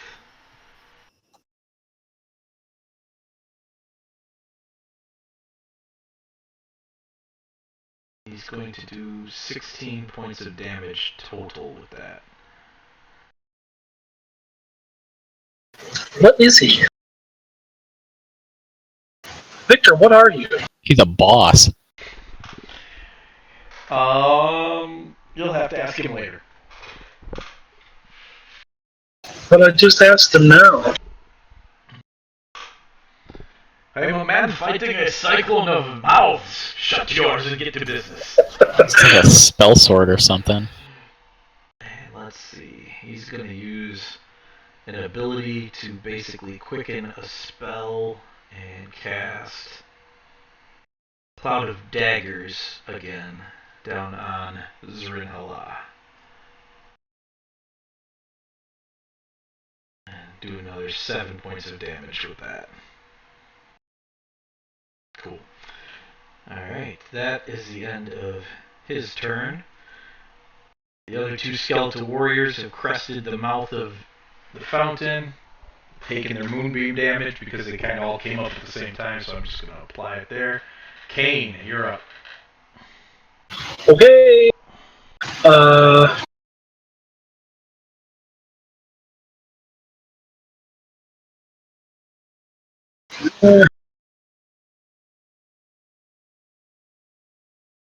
You need to roll your... Yeah, I'm looking to see if... Do I need to roll that for everybody? No, the way it works, and we did it wrong when you cast it, you're not supposed to take damage when it's cast. You're supposed to take damage at the start of your turn. So when you cast it, nobody takes damage. Then whenever anybody starts their turn in it, then they take their damage. So, Okay. that's... I didn't apply the damage to Zrin Halada's turn, but I should have applied it to the skeletons that crawled up into it. So No, it says I can. It says I do it right away. It says when you cast a spell, you can designate any number of creatures you can see to be unaffected by it. Oh wait, affected. Hold on. Dude, trust me, I Yeah, use okay, this spell fine. on Belson all the time, and it's when a creature starts its turn. Okay. Yeah. So the damage was already applied under Zrin Hala, but I will now apply it to... Oh yeah. First time. Okay. Yep. And what was it? I don't remember how much it was this round. It was. Oh, what the damage was? Yeah. Hold on. I can scroll up. 9. No. 9. Okay. And now you do re-roll that every round, so you can Okay. re-roll it and more or less see whatever happens. So do you want me to re-roll it now, or Yep. was that from last time? It's Okay. your turn. You re-roll it at the start of your turn. Who do I roll this on? Just roll it in the tracker, and then we will remember it, and I will add it every time it goes around. Okay. Okay, so you will do what needs to be done on that end? Yep. Okay. And that's an action, right? No, that's a concentration spell. That's No, but I mean, it just happens. I don't have to do anything with it. It just happens. Do anything. It just happens. Okay, alright, cool. So then I'm going to... Mercy's gonna hit. That's for sure a hit. Why are you guys still getting advantage? I don't know, but both of those hit anyways. I mean, it was like a 17 and a 19, so they would have hit anyways. Yeah, I don't think you should be getting advantage anymore. Probably shouldn't be, but I don't. I mean, I know I'll get advantage because I have Vow of Enmity on. I bet you that's where it's coming from. Is that like an aura or But something?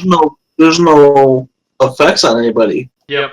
Yeah. Grant advantage was applied by Marlamir, so it's not just affecting him, it's affecting everybody. Oh, I get it. Okay. Sorry. That's okay. No, it's fine. I will change that. Yeah, we'll just have to learn that you'll just have to manually apply advantage to yourself. Yeah, I can just manually do it. Yeah, not a problem. I was looking at him. So, And then I am with my last gonna do cure wounds on Mar. okay. Thank you. Oh, Nice. Dude.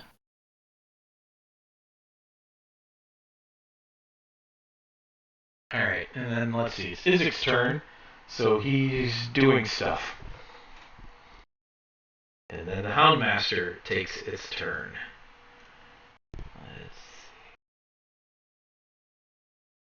see. It slams down on a couple of guards. Its mouth slashes out at Rictavio and bites him pretty good too.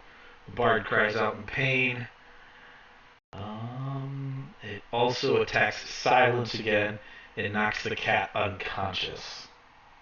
no! Silence is upside down. Raven. She's gonna go inside the house. Okay. I'm gonna have to open up a map for the house.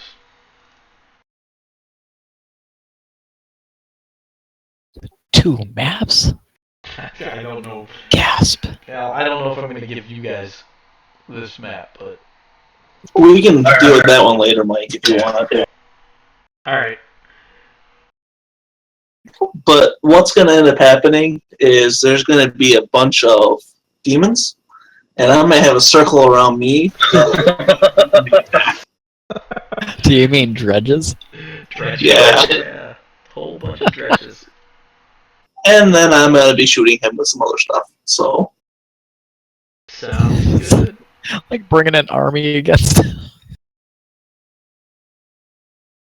Alright, Raven, you hit the second floor of the house, and you're looking around, and let's see. There's really just a hallway that it spins around and heads back to the south and then to the east.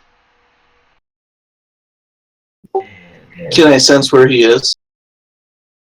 yeah, he's not far. You feel like he's in a corner room right on the other side of the wall from you.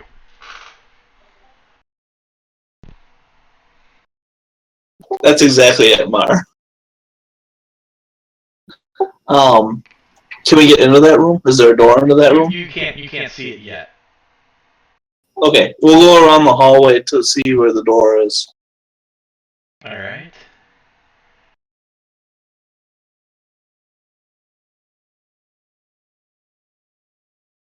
Alright, it's a long hallway with a bunch of doors on it, and the door to his room is open. You can hear him rummaging around through some stuff, but you weren't quite far enough ahead to get to the door yet. So next round, That's fine. Thanks. we will get to the door. Alright. Gosh. Crazy Dragonborn, I believe is what Mar said. Phrase equals accurate. May as well be. Shadow Mastiff continues to mow at Simon. It actually knocks him to the ground and has a jaw grip on his leg. And then that's going to bring us to the Skeletal Warriors, who can now attack, but they're starting their turn, so they're going to take how much damage? 13 this time? 2d10. No, he already rolled it. For who? For me? Yeah, for Spiritual For Guardians. Yeah, 13. 13, that's what I thought. You're talking about the skeletons, right? They'll have to take the damage for the moonbeam, too. Oh, yeah. And how much was that? Nice. Well, there's my first round of saves. All those are good saves. And my second round of saves. We're not so good at saves, so... Okay. Add some damage in. Several of the skeletons just looked like they just stood up and were nearly obliterated by what was going on. But they're still holding themselves together. A couple others are doing a little bit better. I'm just going to go ahead and do these guys all at once. It's just with this many, it's easier.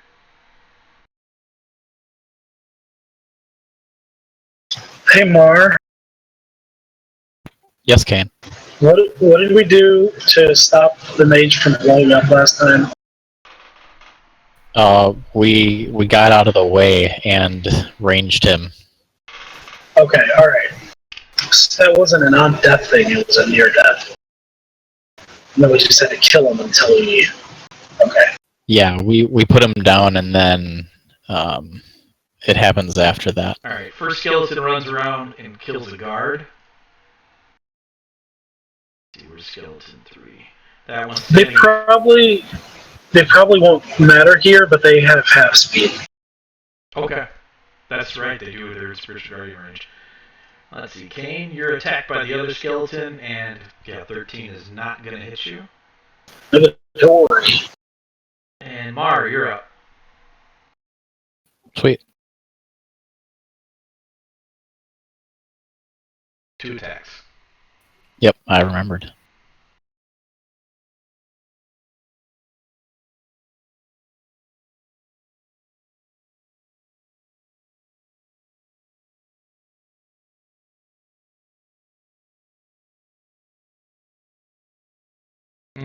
Unfortunately. Do you want to use inspiration? Yeah, I do.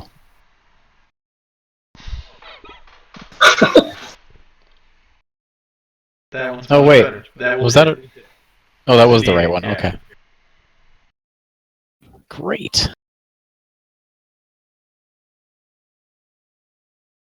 And my second attack. Nice.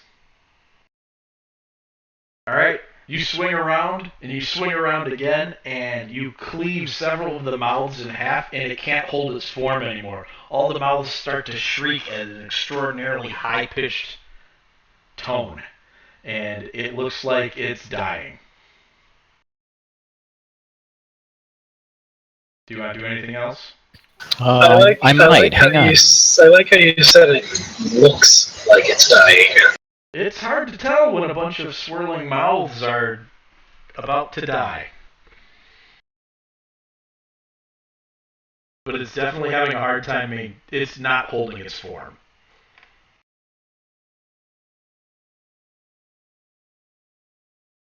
Is that the end of your turn? Nope. I am going to cast Misty Step. You have Misty Step? I do, in fact, have Misty It's Step. wonderful. It has its oath. Where are you going? How did you That's get what I'm Misty Step? working on. Adam is mad that you have Misty Step. It's That's so an cool. oath. It's an oath spell. I know. It's It great. is? Yeah. For the vengeance oath. Yeah, it's vengeance That's oath. awesome. I know. I'm so excited to finally use it. Yeah. Okay, I get to move 30 feet, and I'm going to move. I'm just going to move right there. Okay. Alright. And that's me. That brings up Zrin Halah's turn, who explodes. is going to do... I raise my shield and hide. I need dexterity saving throw, Adam. From Kainne and from Victor. Oh, you left! Oh! I could have gotten... Oh, that's not bad. No, that's good. You take 20 points of damage. Jeez. Okay. Thagrit did not have to make it. It was just okay. right around it. This is a different explosion than the Lady of Delights, where that one was more flat and outward. This one was it swirls and explodes and almost shoots upward in a column into the sky as all of the mouthpieces are pulled up off the ground into a vortex, blown up into the air, and exploded outwards. And in its place at the base of where Zrin Hala was is a spinning black gem in the shape of a perfect oval. And that is going to kill half of these guards. I'm not going to bother to delete them all. It's half the guards. Victor takes a lot of damage, but he was pretty undamaged before that, so he's doing alright. Kainne, you took 20. And yeah, that's it for Zrin Hala. That's going to bring up our skeletal mage, who's going to turn and cast Lightning Bolt down at Kainne, down to Victor. So I'm going to need another dexterity saving throw from you. Wow. That's another good one. Victor did not do quite so well. Hey, Mike, I'm going to delete guards for you. Thank you. 22 points of damage for Victor, and 11 for Kainne. Victor is looking terrible, but he's still standing. And all of the guards in that line are gone.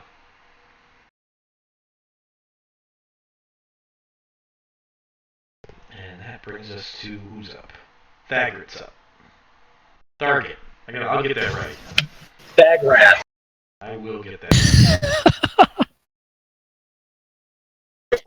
He is going to get a Cure Wounds off on Victor. I knew it. Adam, did you call him Thagrat? I called him Thagrat.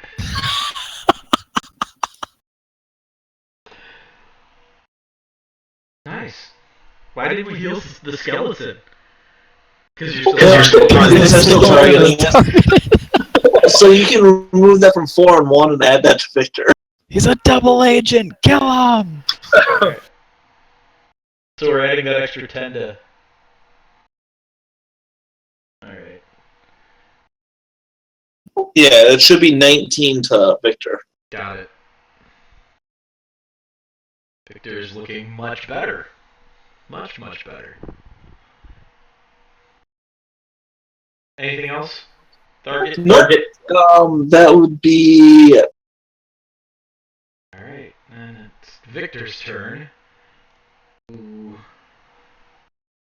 What do I get left for... He's gonna run up. What do I get left for spell slots?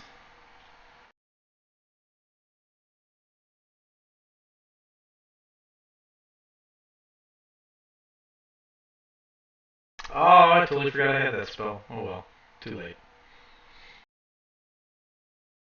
And he's just gonna attack.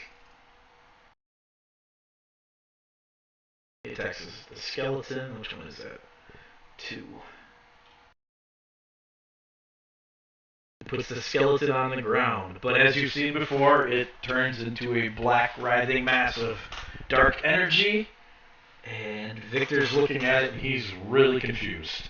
But he managed to put it Run away! Run away! Why should I run away? It's gonna explode! You only have 6 seconds to listen to me. I'm not sure if you remember correctly, but I don't think it will explode. You have to kill it the second time. I know, just get away from it, it's gonna explode. Oh, let's see. Skeletal Warrior 1. Which one is that? This one. You do this, by the next time it's your turn, he's already going to explode. No, he's not. They explode after you kill him a second time. I know. What I'm saying is that by the time it's his next turn, it's already going to have exploded. Oh, I see what you're saying. I was very confused. I was like, dude, I tried to funnily tell you that it wasn't going to do that. And I tried to funnily deny you. Yeah, you did. I'm not funnily... yeah, funnily bad. Let's see. That guard has been killed by that skeletal warrior. And skeletal warrior number 4. It's coming for you, Kainne.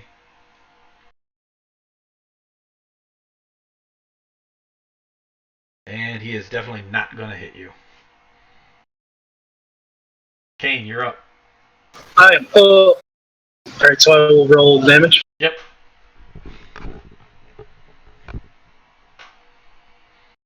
Dude. Nice.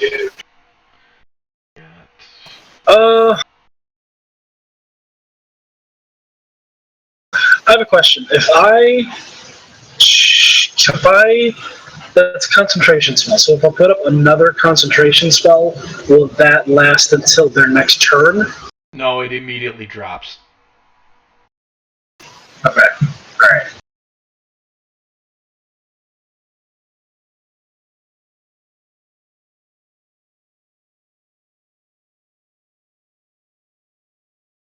I am going to cast. Jeez.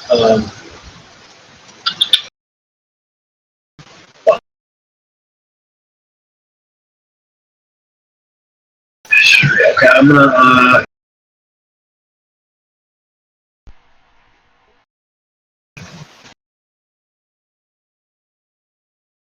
Mike, can I move my circle? Yep. Your circle is on top of it.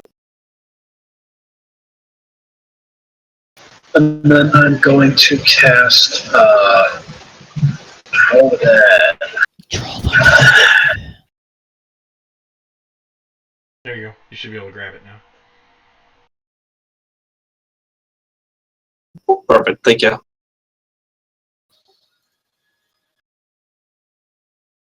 That is going to hit.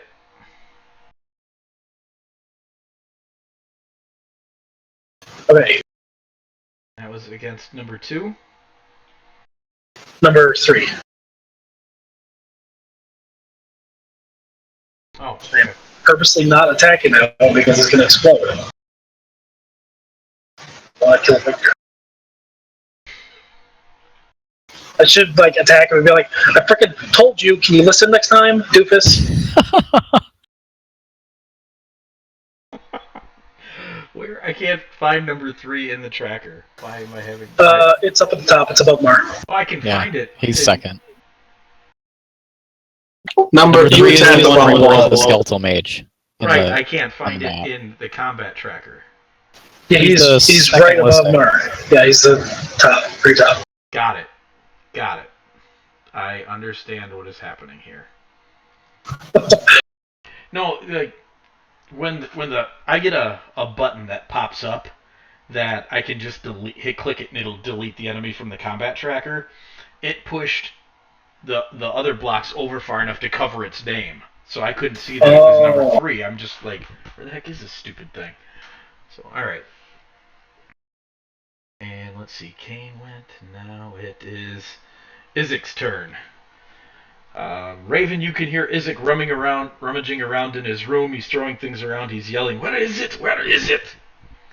And then it is the carnival's turn. And the Calder's just hanging out. Well, yeah, he's booking it back with his barbarian run speed, and he throws himself back at business. Hey, what? Were you?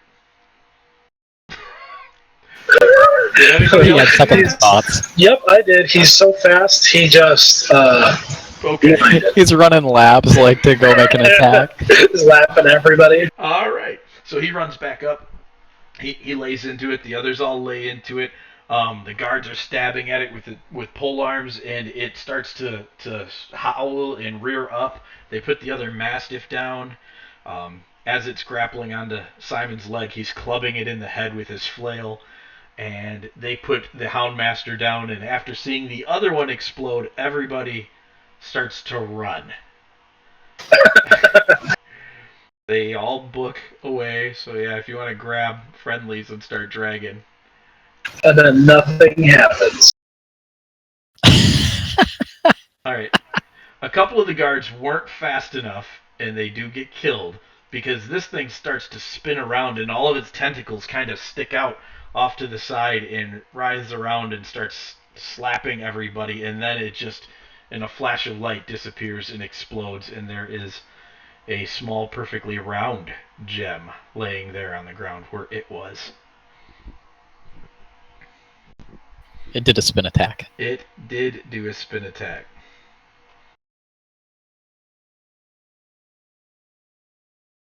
Raven, you're up. I'm going into the room. Alright, you're going into the room and you see Isaac. He's got his back to you and he's looking under a bed. He's throwing stuff around. And let me tell you what you see in this room. Dolls. This room is full of pretty little dolls with powder white skin, auburn hair. Some of them are dressed beautifully, others plainly. Some of the dolls are filled with bookshelves, others are arranged in neat rows. They're mounted on the shelves, on the walls. Still others are piled atop his bed, in a heavy wooden chest in the room. And what's most odd is that all the dolls, apart from their clothing, have the same look. And they all look like, you can read that as Coleana, not Irina. They look just like your friend. I tell him I've waited a long time for this moment. He turns around and he's got a bundle of papers in his hand and he's like, "What are you?" And then I draw a circle around me and I summon some demons. Alright. All the dretches run in and attack. Isaac is going to get off a fireball. And then I guess I'll roll some damage for demons. What do they do? Or you can. Raven on the It's just 8 dretches that start attacking. They cause him a headache like they did last time. Oh, let me look them up real quick, see how much damage they do.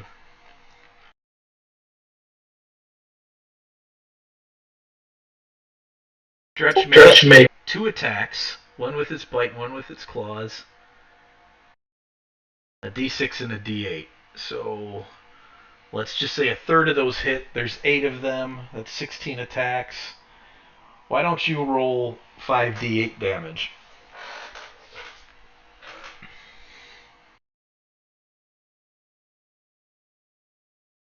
That's a lot of d8 damage. Also, that circle is going to be in the doorway, and they can't cross the circle at all. Okay. So, theoretically, they'd be stuck in the room at least for 1 turn.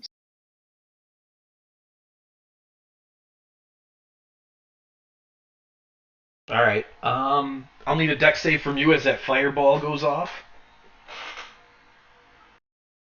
And how many hit points does a dretch have? We're going to take that fireball.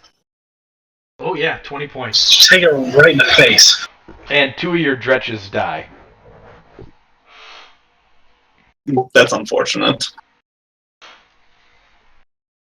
Is it really, though?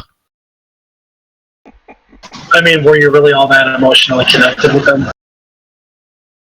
Well, you know. It's like not like you can't just wave your scaly fingers and, you know. True. Alright. So now we're back to... Are you doing anything else? No, that's about it. Okay, that's it.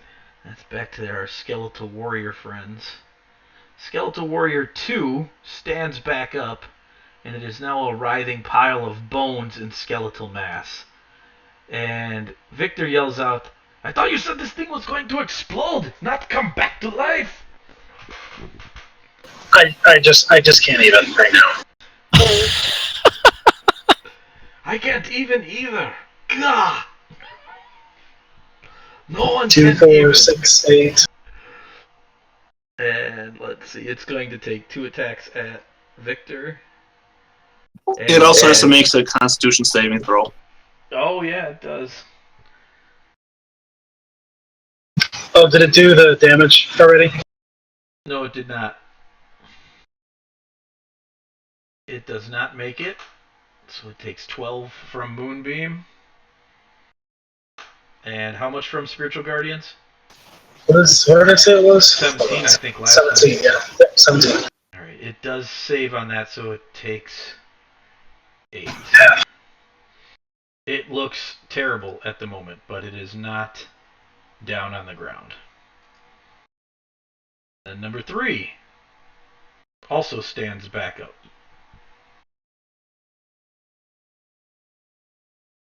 And it's going to take 2 attacks at Kainne. Swings with its short sword and rolls 6s on both of them.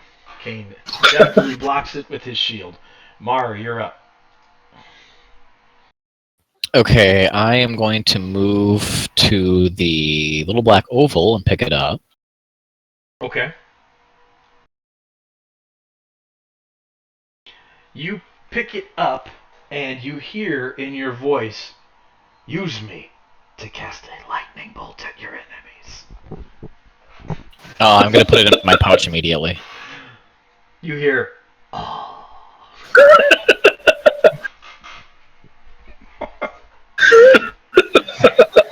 I'm not using that thing. Alright.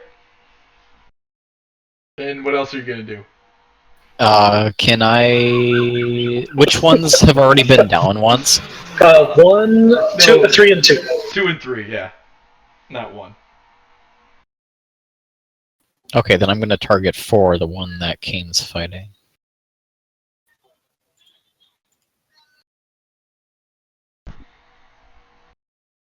And I think I can use the rest of my move to get to him. You should be Yeah. able to. Yeah, it's 15 and 15, so I'm moving into melee. What does your aura do? Gives advantage to or bonuses to saves, but Yeah, you get my charisma 2 saves. all saves? Yes. Okay.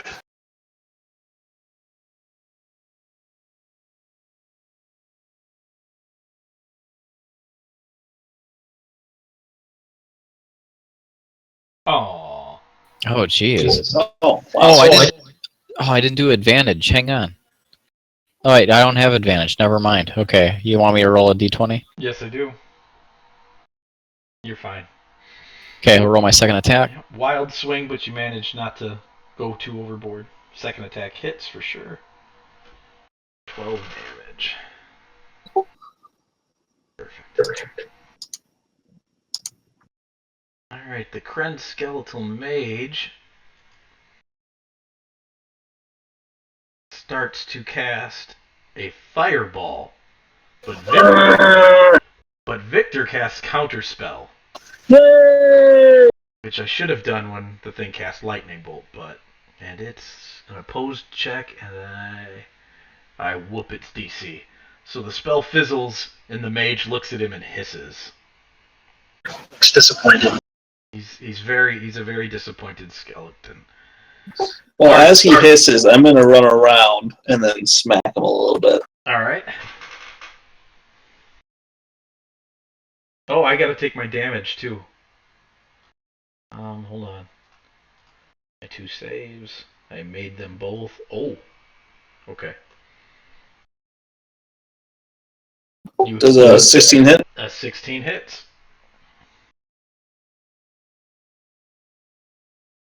Alright. This skeletal mage collapses and its body pulls together into a pulsing bluish black orb. And the water all around it starts evaporating. I'm going to use a bonus action to turn into a wolf. Okay. Bring your wolf token back out. And that is my turn.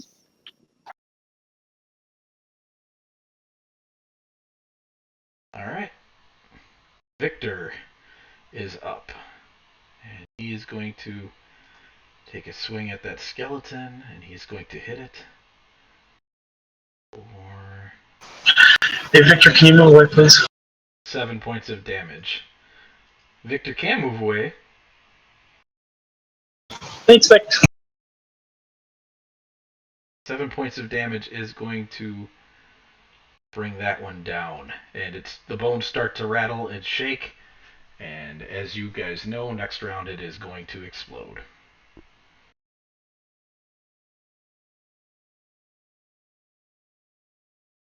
Alright, let's see who's up now. Skeletal Warrior 1. He's got its sights set on Peter. It took... That one didn't, but the other ones took... Did you do damage for all of them already? No, I did. Well, Okay. Yes and no. As they're coming up, I'm giving them the damage. Okay, one was too far away. Same for me. Yeah, I didn't give it to one. Okay, great. That's good. Yeah, we're good there. And he's going to take 2 attacks at Pete. First one is going to miss. He dodges out of the way. Second one is going to connect for 9 damage. It's going to bring up Skeletal Warrior 4, who is going to take 2 swings at Kainne. Where did 2 go? 2 died. No, 3 died. No, it didn't. You're right. Where did 2 go? I must have deleted the wrong token. Okay, great. You deleted 2 tokens. Yeah. I have Okay. to delete the one. Alright, 2 attacks at Kainne.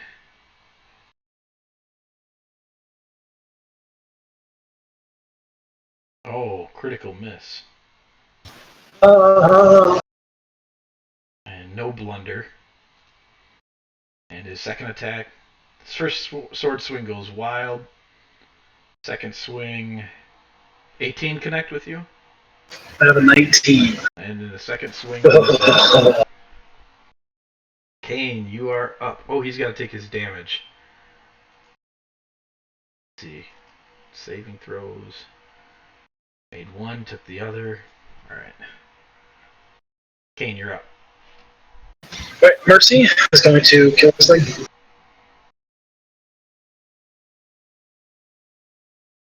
Yep. That hits, right? Yeah, it does. And that does indeed kill it before. And so now, next round, it is going to explode. Okay, I'm going to go right here. And then I'm going to... Sorry. Troll the Dead. Troll the Dead.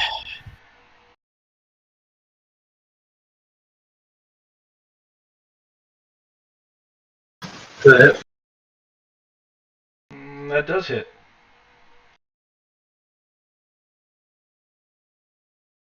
And that puts it on the ground. Wait, we'll pop back up next round. Is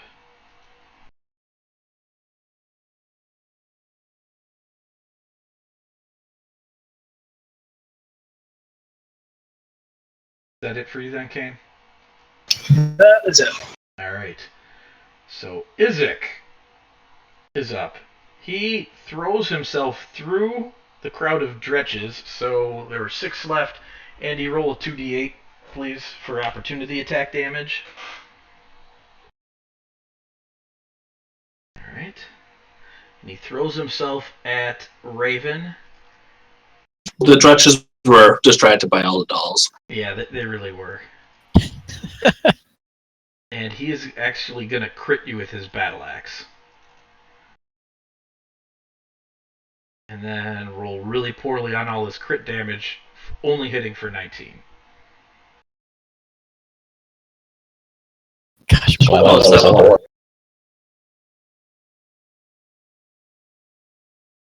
But that's his attack. And then you're up. The Raven. rivalry continues. So then the dretches will act on their own turn. I don't know if you want to do that on my turn or a separate one. No, we'll do it all on your turn. Do you want another 2d8? I only did opportunity attacks on that, so why don't we do... Does Raven really have You know 39 temporary hit points? No, that should be 39 wounds. That's what I thought. I was like, oh my gosh, back from the dead with a bow. Why don't you roll a d20 and we'll see how well the dretches do. Just one. Not terrible roll. You can roll 3d8. Again, a little distracted by the dolls. A little bit. A little bit. But Isaac looks pretty rough at this point now. He's not doing too good. And then he's going to get a cast bolt.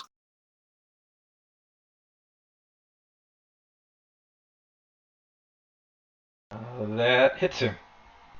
Not by much, but it does. Oh, that hits him hard. It hits him so hard he staggers back into the room. Oh, nope, not 201 damage. He staggers back into the room and he's clutching his chest and he growls at you and he's like, I will peel you. I'm glad he didn't say I'll pee on you. Peel. Like you would a piece of fruit. Mar, you're up. Okay. What do we have here? Number 4? Well, yeah. The skeletal mage has turned into Orb of Annihilation mode. It is not yet spread, but it is in the 5-foot square. That's what's going on there. Kren Skeleton 1 is wounded. Not bad, but mediocre. And Kren Skeletal 4 is on its way to getting back up and possibly exploding soon.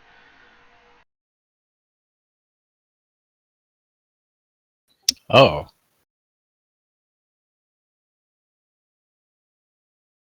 Okay, so I'm not going to provoke an opportunity of attack, so... You wouldn't get one this round from it. It's still forming back up. Yeah, that's what I'm saying. Like, it's not going to attack me. Oh, I'm sorry. I thought you were saying you don't want to. No. Nope, it is not. I'm going to move to Kren Skeleton 1, then attack. Alright. Actually, I'll move right there.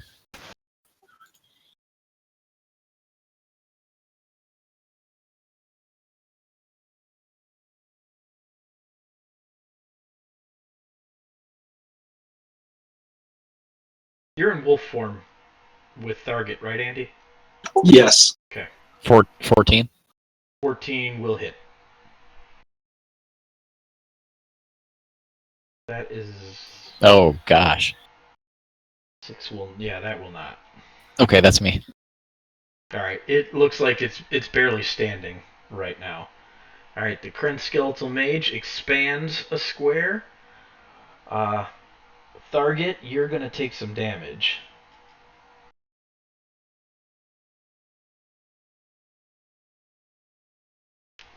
You're going to take 45 points of damage. And it actually absorbs the other skeleton that was reforming and kills it. Cool. I pop out of my wolf form. Okay. Swap you back. The statue that was in the middle of the fountain has been completely encompassed by this orb. And Traded. yep. It's 4. 4 is gone.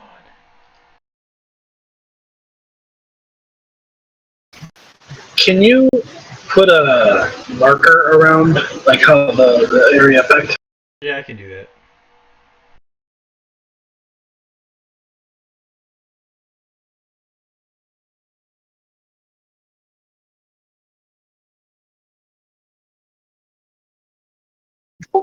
He is going to book it. It's like, oh, we've seen this before.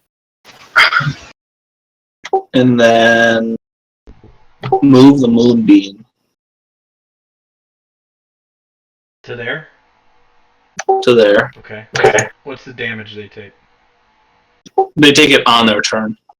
Okay. Well, they both failed their saves, so They'll take 16. But it will be 16 days.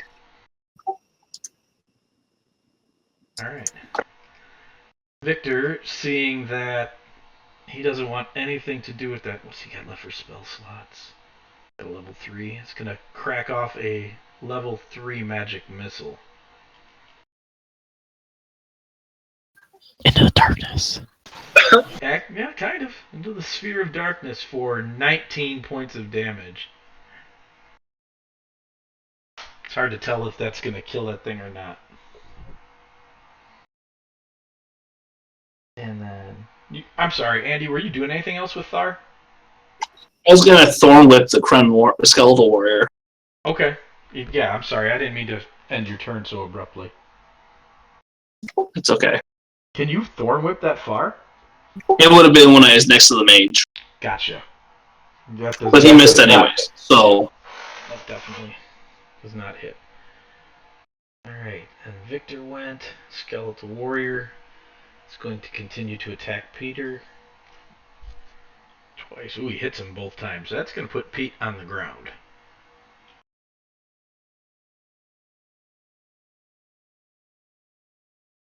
And then it's Kainne's turn. Did Skeleton take damage from the moonbeam? It did not.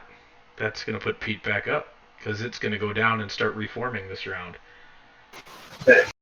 Good call. I saved you, Pete. You didn't even have to heal him. Didn't. So cool. And it's Sorry. Okay. Mercy.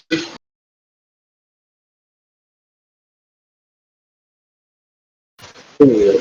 That's actually going to hit the skeletal mage. Oh wow! Okay, Terrible good. roll as that is. That is. And that puts it to the ground. Oh sweet. The area flashes and fizzles, and the entire inside of the fountain is now Nice one. an obsidian glassed bowl. There's no water left in it. The statue's gone, but hey, it's a really well sealed fountain. It'll probably fill back up. Hey, look what I did, guys. You did that. I did it all myself. Nice. I did it myself. Who was that a statue of? You don't know, but rather than me just be a jerk and not tell you, it would have been the founder of Vallaki, the Baron's first ancestor. Oh, I was really hoping he was a statue of the Baron himself. Yeah, I was really hoping that was going to be so great if it was. Yeah. It didn't even bear any resemblance to him. You look down and there's a plaque right in front of you. It says, the founder of our town, so-and-so, so-and-so, Valakovich. Okay. Alright. And then I'll do Troll the Dead on The remaining skeleto. Yeah. Hold on. You're like, yeah, I guess. Like, all my cantrips disappeared. Hold on. Oh my gosh. For real? Yeah. Like, all of them are gone. I Are don't they know. minimized? No, they're all gone. What? Well, just let me roll a saving throw. Okay.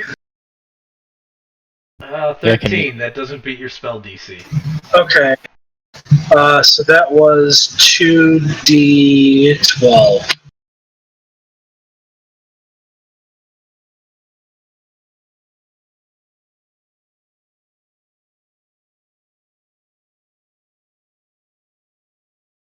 That's not a... Is that a 12? Yeah, it's 2d12.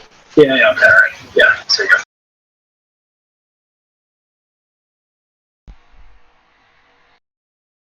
Alright. That's the end of your turn? Yeah. I don't know what happened to my cantrips. Well, it brings up Isaac, who is going to attack at Raven again. Swings his first swing. She ducks out of the way. His axe smashes into the door frame. Takes his second swing. Does 14 hit you? Barely. Maybe. And you will take 9. Live! That's Live! really cool. Really good at this, guys. And that brings it up to your turn. Dretch's attack. The Dretches can attack. About the same, so 3d8. What did you, there are no Dretches. Never mind. There I are. lost. Oh, you failed your concentration? Alright. The Dretches disappear, which leaves you to whatever spell you're going to cast. First, I'm going to use my sorcery point and cast darkness on the entire 30 feet of me. Okay. I can still see through that because I created it. I'm going to take a step back and kind of to like the right or the left, so I'm not directly in front of him, and then cast another shadow bolt or cast bolt. Gotcha.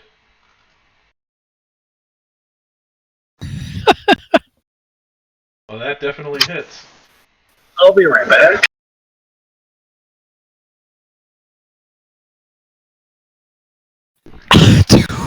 Andy, Jeez.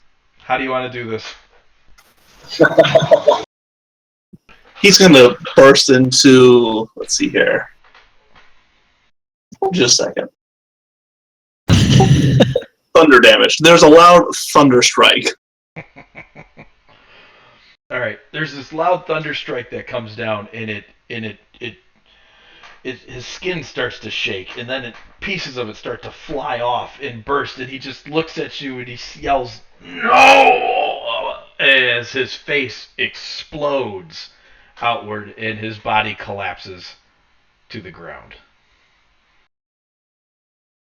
You, my friend, are surrounded by an enormous amount of white light.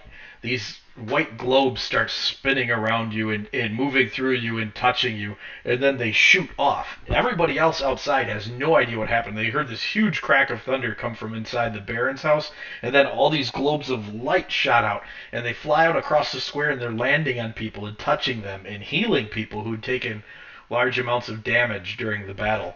And just about everybody nearby is touched with a physical healing from this. And you look at yourself through the darkness, and about 2/3 of your scales have turned back to their original bluish color. Perfect. Perfect indeed. Hey, good for you. I think we're just going to call it a day on that last skeleton. There's like 30 combatants after it. It's probably going to be okay. I would have attacked and moved to pick up the other Blackstone. Okay, alright. You pick up that one, and you hear a howling in the back of your head. And you get the impression that if you were to use this stone, you could summon Shadow Mastiffs. Put it in my pouch. Into the pouch it goes. I'm going to go to the bathroom. You guys feel free to discuss what's just going on. I can't log back in. I can't log back in. To Fantasy Grounds? Yeah, saying that username is already in use. Oh, that sucks. Yeah, your icon's still here. What the crap? Can you task manager kill your process? No, I'm out. I'm out. Like, Fantasy Ground is closed down for me. Since everyone's like taken 5, maybe just restart your computer. I'm assuming that I just need to, like, let it turn out.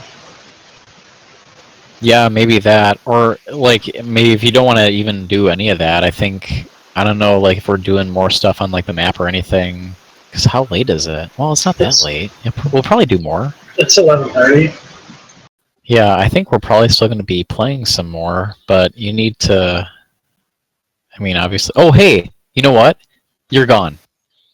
Okay. I just noticed your icon isn't there anymore, so I bet now you can.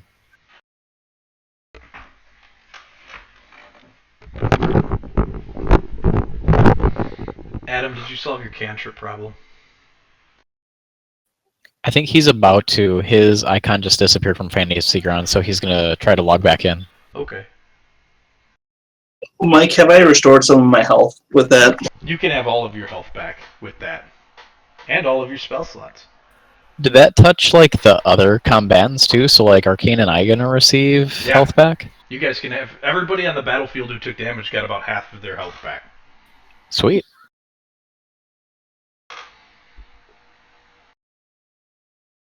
Can I examine the papers that he was carrying? You can. You start going through the papers, and you start to see a lot of them are sketches of a woman that looks just like Coletta, and it has the word sister written underneath it with a question mark behind it, and then often it was scratched out, and that's what most of them are. But you're going through it, and then you find a couple of other things. You find something that looks like a really crudely drawn map. There's a circle with a V on it, and then there's another oval just above it that has a like something like a 6-year-old would draw. Some waves in it, and then down to the what would be maybe the east. No, the west. You're looking at it. You're turning it around. You're like, okay, this is what I'm looking at, and you figure out it is a crappy map of Barovia, and then there's a big K marked there, and it looks like he circled that a bunch. And you don't know why, so you go through some more stuff, and you find something not written by him. It's a page of a book that looks like he pulled it out, and it's talking about a magical weapon that Sergei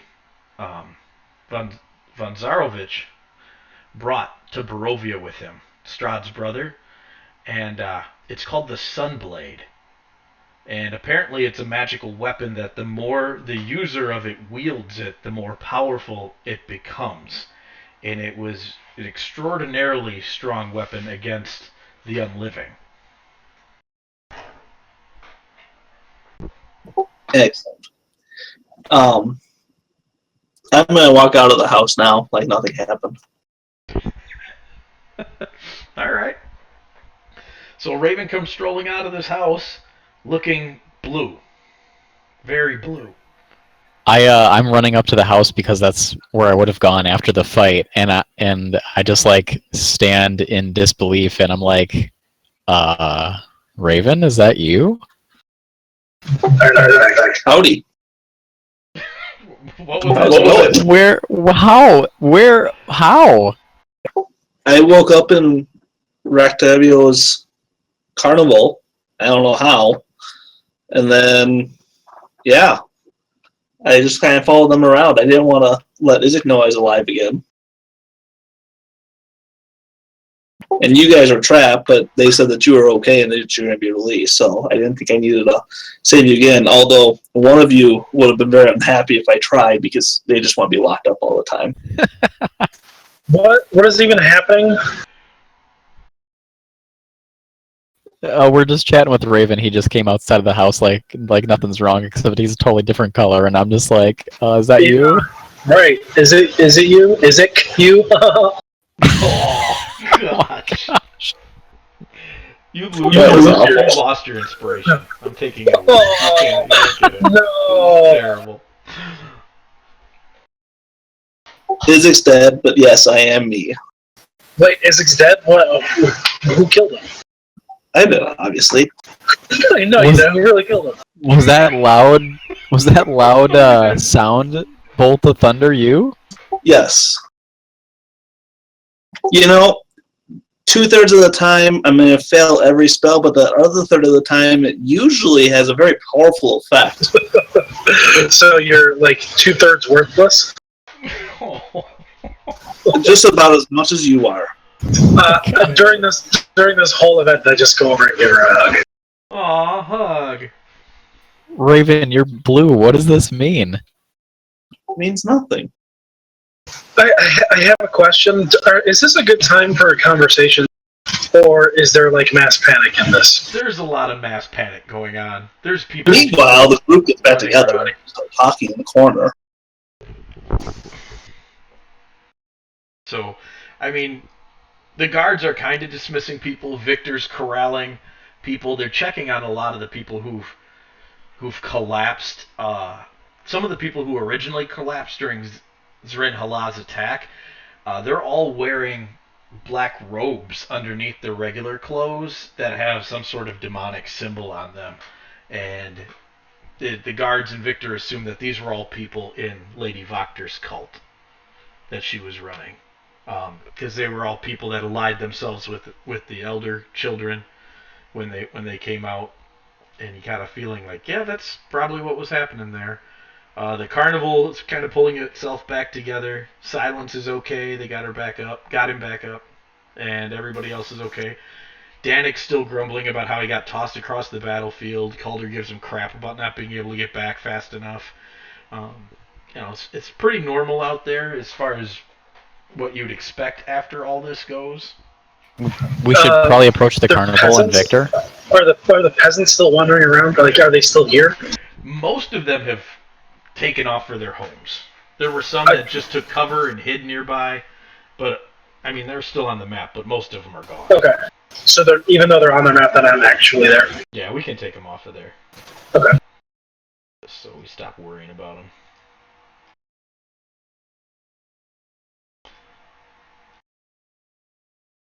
Again, I reiterate to Mar, do you remember earlier how you said that you weren't going to kill that guy? I didn't. Yeah, it's true. How he shouldn't be killed, you said? I don't think I said that. I'm pretty sure he needed to die. I just want everybody to know that I was okay with killing him. I just want people to know that. You're okay with what? That I was okay with killing him, and look what happened. Look why. Anyways, that's all I wanted to say. That's all My I wanted to resolve say. to believe you is strengthened even further. Okay, good. So, Kainne, would this now be a good time to talk to you about what Fiona wanted for her assistance? Yes, please let us know. What did Fiona want us to do? She wanted us to kill the Baron and the priest if we could. Alright, well, I guess the priest is the only one left, so are we going to do that? Where is the priest? He's probably hanging out with Bones. Yeah, he didn't come. He wasn't at the festival. You didn't see him.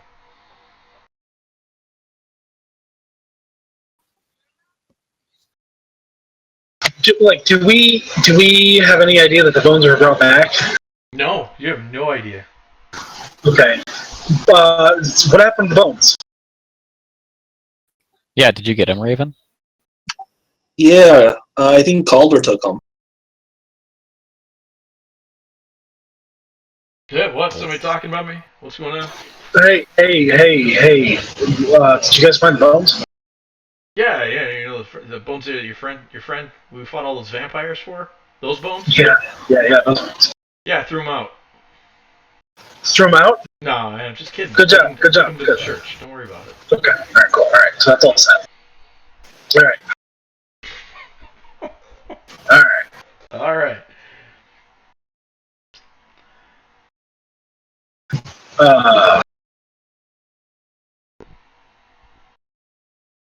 I suppose we should probably help Victor round up some of the city folk and let them know that they're safe. Maybe investigate Fiona's place, the Baron's mansion, check on the priest and make sure he's alive, or, maybe he needs to die too. Yep, I'll divine sense him. I'm going to cast Cure Wounds on myself. I have some good berries, or Thargat has some good berries you can eat. Okay, you're supposed to get half your health points back too. Oh! Yeah, when Raven were you connected when Raven killed? I was, but not on fantasy ground, so I was paying attention. Okay. Yeah, the whole area was healed for half of its damage. Okay, then never mind. I don't worry about it. Hey, Mike, do I take down my AC boon? Yeah, I can take that down. No, I got it. Okay, awesome. Alright, so Rictavio gathers up all of his people. Everybody's okay. And he comes walking over to your group and he said, I heard what clears his throat. Still, this guy seems to have a very hard time talking. He says, your people, bring them by later. I would like to have a conversation after you've taken care of the people and helped Victor settle matters here. You'll be at the inn? I'll be at the carnival. Alright, we'll see you there. Hey, Calder? Yeah, man, what's up? We killed our guy first. Yeah, but you only had one. We had three. No, we had one and then 5 skeletons. Yeah, we killed some of those too. You killed one of them. Yeah, it doesn't even matter, man. Like, Okay. our guy was helping you. We had 3 people. How many people did you have? Target. He's like 4 people in and of himself. He's got like, he turned into a wolf. You saw the wolf bear man thing on it. Man, bear, pig? Yeah, it doesn't even count. Counts. I think we can call this one pretty evensies. Okay, whatever. But as you see tonight. Alright, man, I'll see you later.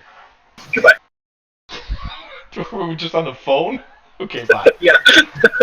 Alright, so the carnival heads off to the east. The guards are still milling about. Several of them are talking about how they have no idea what's going on. One of them is sitting down on the ground next to a guard that had fallen in the fight, and it's Yogi. He's dead. He cracked his skull open on the concrete when the bear took off. Poor Yogi. Poor Yogi.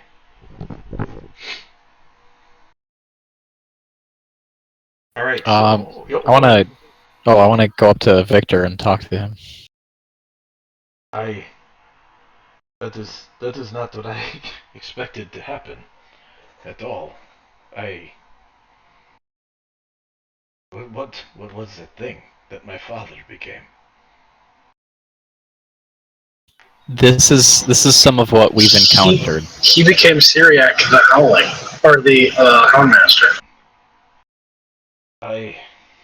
He shakes his head in disbelief. He's like, I guess it does not matter.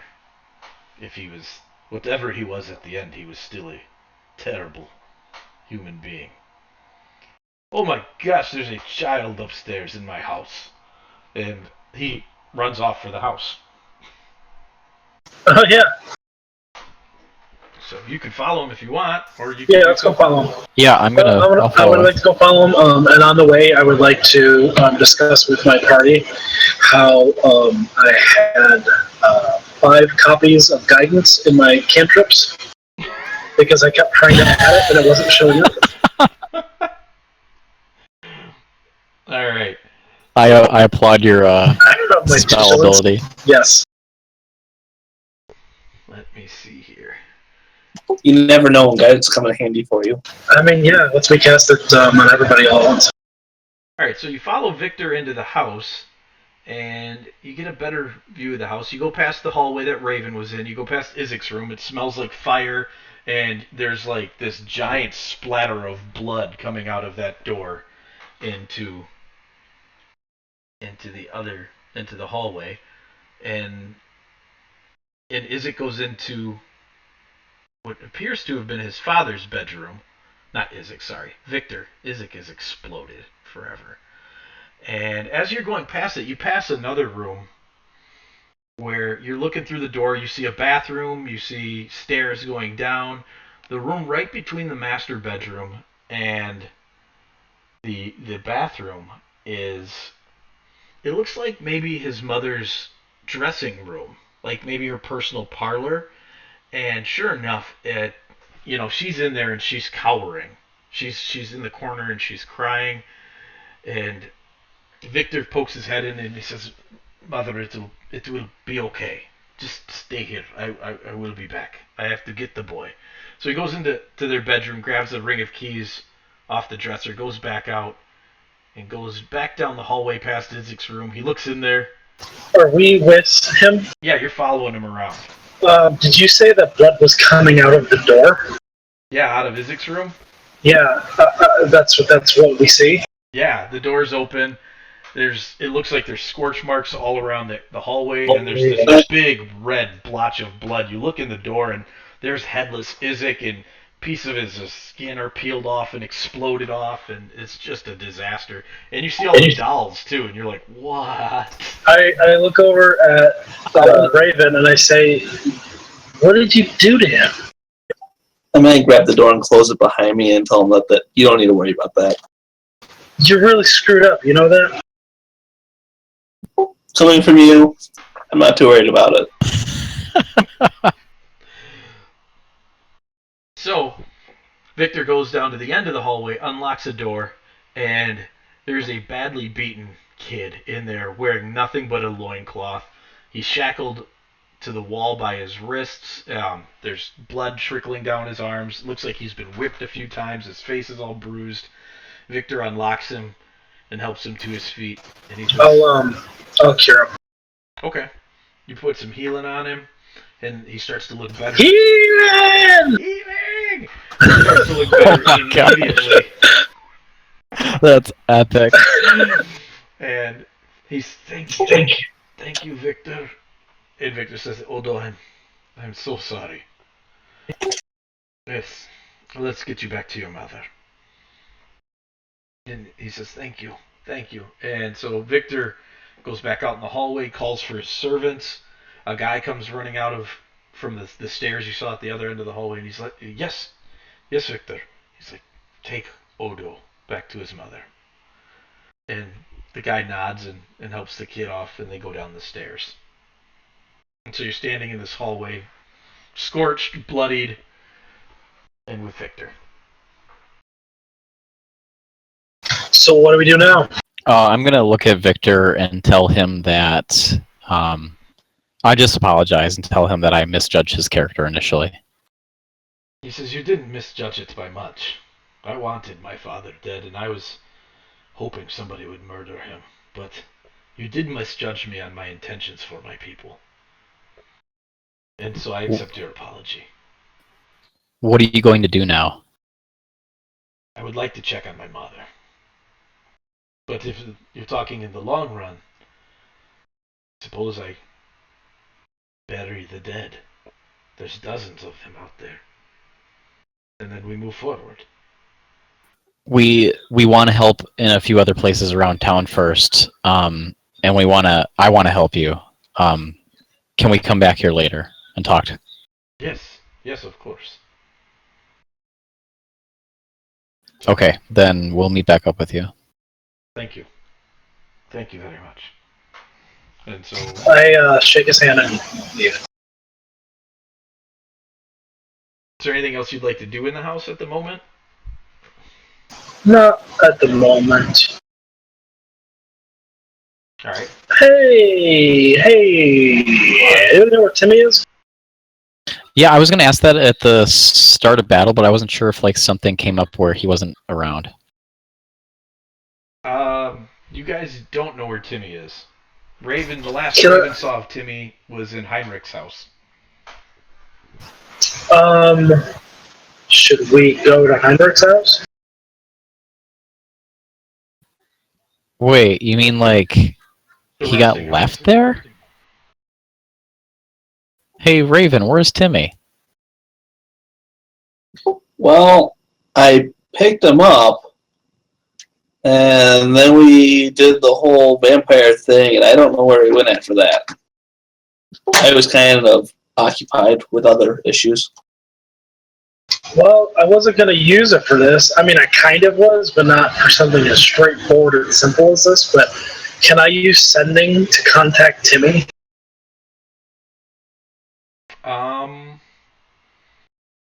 What does sending do? It just sends a simple message, correct? A message less than 25 words. A message less than 25 words, a short message. The creature with which I am familiar, the creature hears the message in its mind, recognizes me as a sender. If it knows me and can answer in a like manner immediately, the spell enables creatures with intelligence scores at least 1 to understand the meaning of my message. Okay. Yeah, you can send it across any distance as long as it's... You cast that on Timmy. Okay. Come to the town square. Okay. Message sent. Does Timmy want to respond? I sent it in Celestial so he can understand me, and I can understand him. Timmy doesn't actually speak Celestial. Even with a soul, Timmy doesn't actually speak. His pull string has a set of recorded phrases that you can set to Celestial or Abyssal. But he doesn't actually speak it. Okay. So, if he were sold, I would probably give a response. But in the current state that he's in, he would either just obey or not. So. Okay, so that's it. All right, where would you guys like to go? I would like to go to the town square Same. All right. to await Timmy. You head back out to the town square. And Timmy doesn't show. Well, let's wait a few minutes, because maybe he was not near. Who's all out here still? Not a lot of people. There's some guards still out there milling about. They're collecting the dead. They've rolled up a few wagons. There aren't any townsfolk out. I would like to offer my services if anybody needs to the guards. Help moving bodies, help and with any healing I can offer. Healing seems to be fairly taken care of. I mean, people are banged up and bruised still, but after the burst of energy that came from the Baron's house, everybody's doing okay. But you could definitely lend a hand picking up the dead and organizing that. There's, like Victor said, there are dozens of them. Yeah. And some of them are just missing. Some of the ones that were inhaled by the Houndmaster or the Howling are just gone. Okay. So I just help clean up that. Same. Alright, you guys spent several hours out there. The guards are thankful for your help. They were pretty mad at you at first. There was a decent sense of blame on you. But after a little while, Victor comes back out of the house, and you can see him passing words with certain guards, and they don't always look like they're friendly words, and they're always looking in your direction. But after a few conversations, it looks like attitudes have corrected themselves a little bit.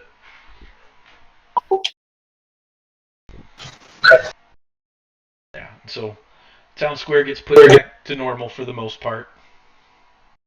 No Timmy? No Timmy. And I did recognize that he heard the message. Is that part of the spell? I don't know. What did you say? I sent it and you said something about Timmy. I said the message has been sent. Okay. Yeah. If Timmy was sold, I would respond. Okay. That's I think what I was. Okay. All right.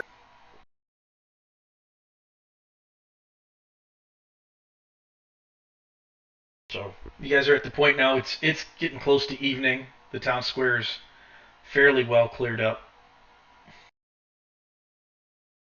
What would you like to do? All right. Well, I guess what time is it? 5 o'clock. What do you think? Who's all here? It's Where's Rita? I'm with you guys. Okay. Shall we? What's his name? Octavio wanted us to see him at the carnival. Should we go there, or should we go to the inn, get some rest? I feel like there's a lot to talk about, so maybe we should talk to Octavio, and then, I don't know, I feel like there's a lot to talk about right now, and try to step through at the moment. Alright, let's go do that. Just as a DM moment, I would say Rictavio is kind of the closing event of the evening. So if you wanted to do something else, you should probably do that first. Or we could move on to Rictavio, and then I can BS a bunch of stuff up, and that's fine. I'm good at that. So it's really up to you guys. Do you want to look for Timmy? Last time you saw Timmy, he was at the resting house?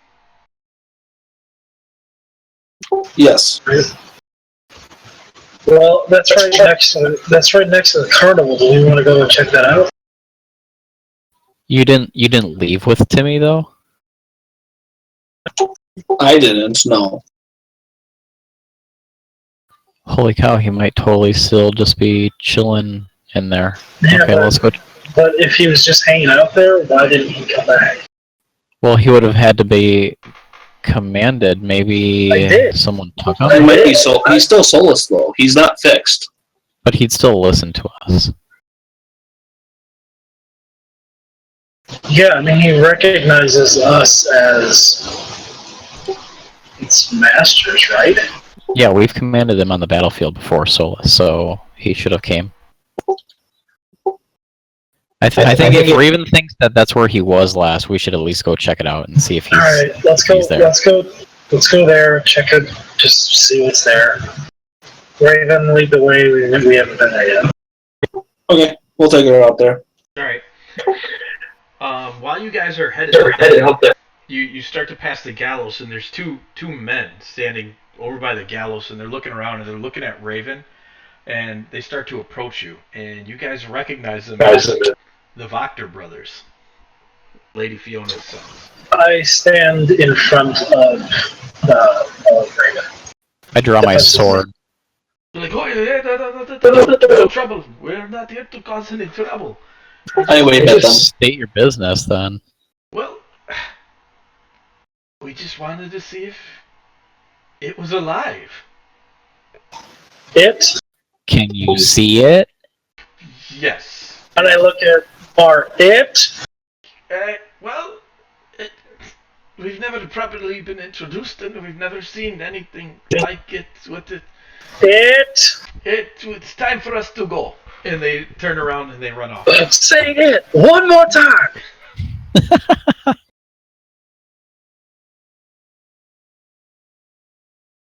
So I wish it just scared him off, but yeah, they take off. I like it. Well, be that as it may, let's carry on. Right. To the resting house then. So you guys head off to the resting house, and the door's wide open. And you go inside on the first floor, and there's all the coffins. See no signs of Timmy.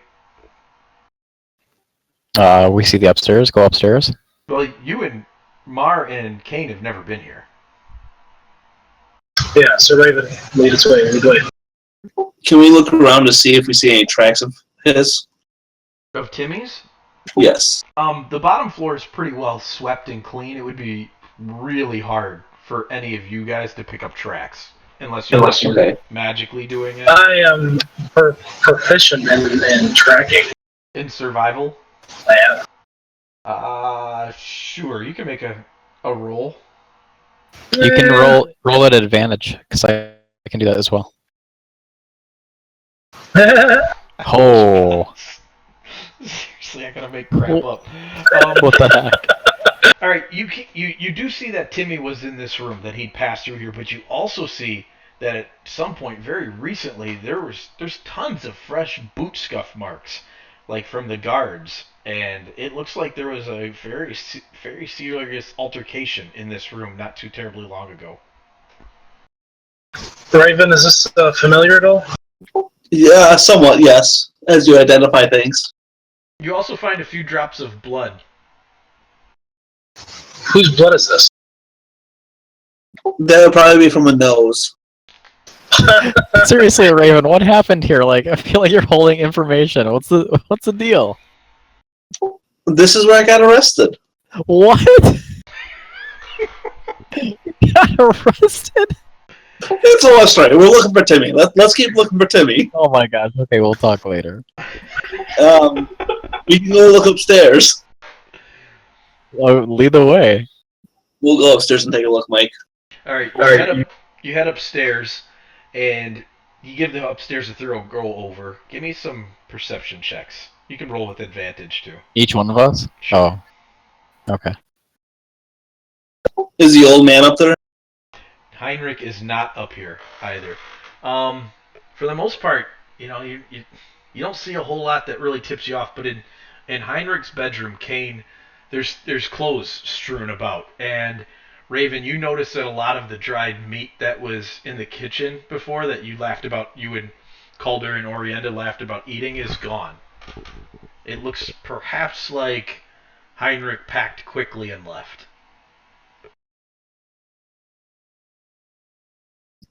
I relay that information to the other two. Alright. No sign. Also, by the way, he might be a vampire. Okay, Why do you so think he was a vampire? Because he might have said he was a vampire. No, Heinrich did not say he was a vampire. He worked that's for a right. vampire. He was working for them. He wasn't a vampire. Never mind. Ignore that last statement. Okay. Kind of sounds like you're making this up on the spot. Well, you guys ask a lot of questions. roll a deception check.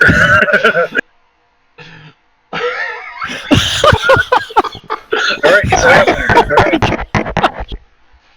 Man, Kane, this guy really told Raven that he was a vampire. This is incredible. Wow.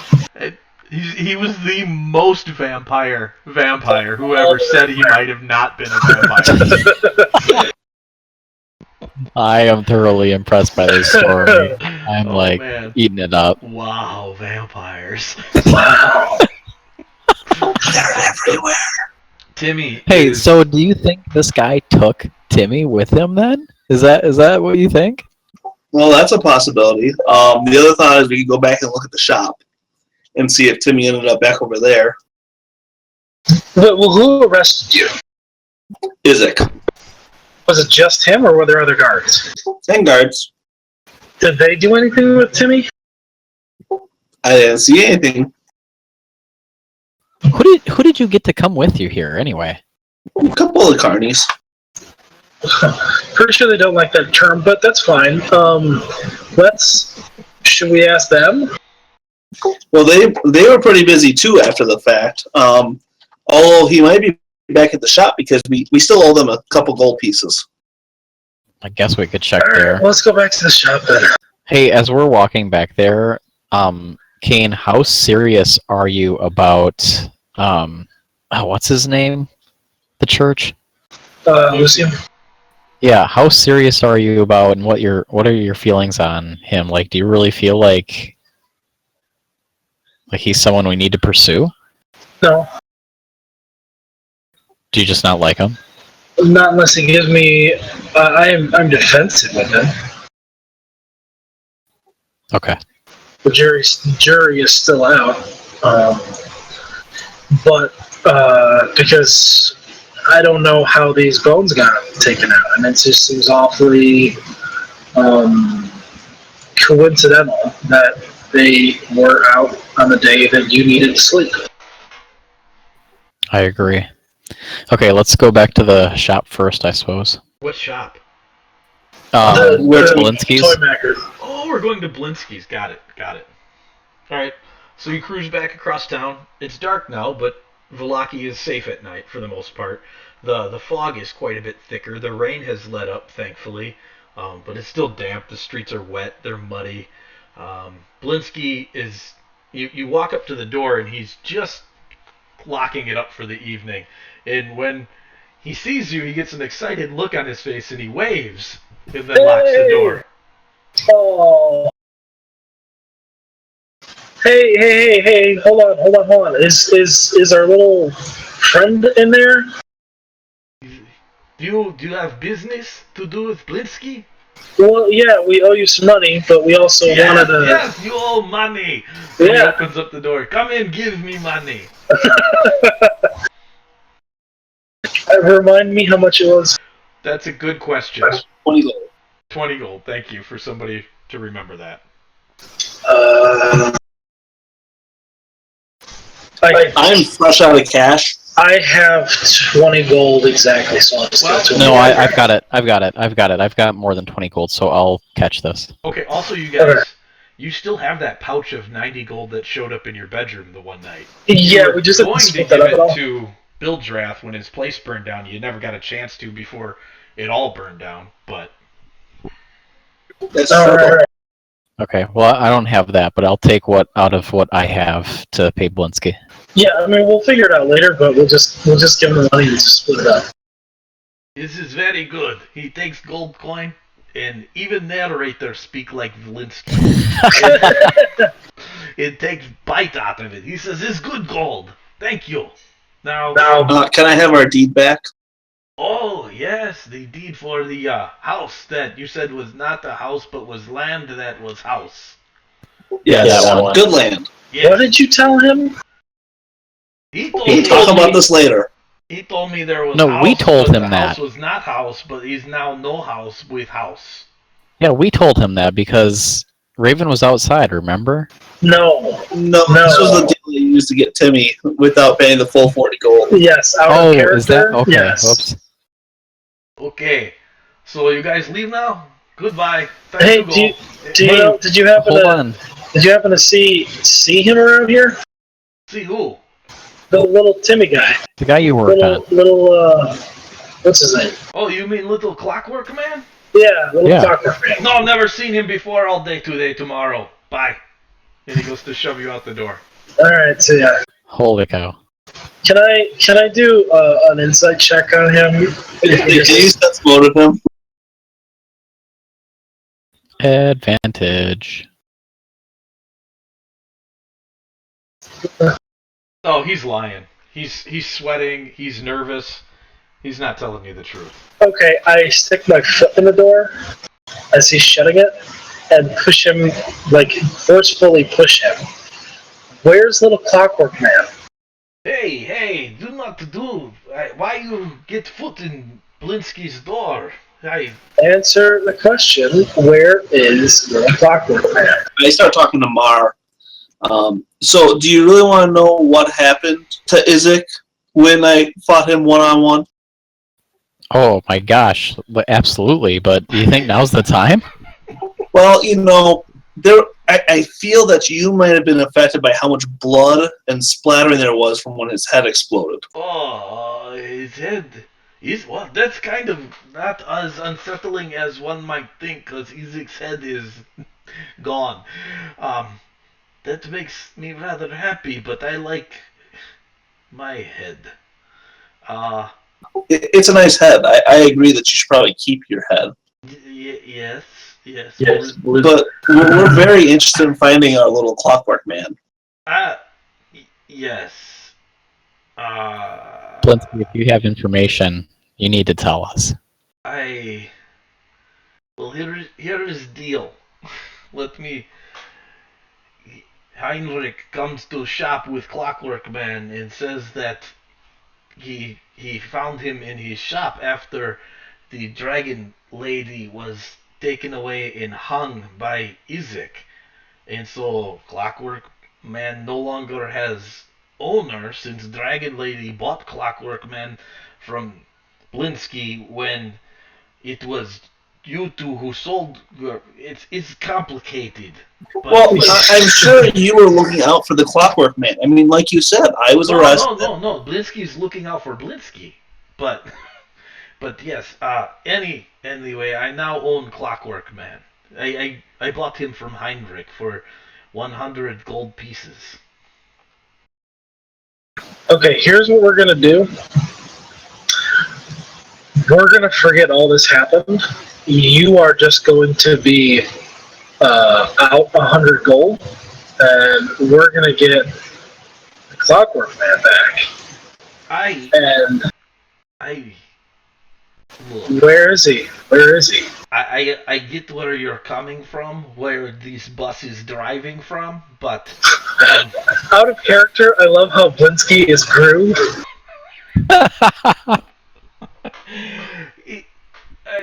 I cannot afford 100 gold piece loss. You left him in Heinrich claimed him.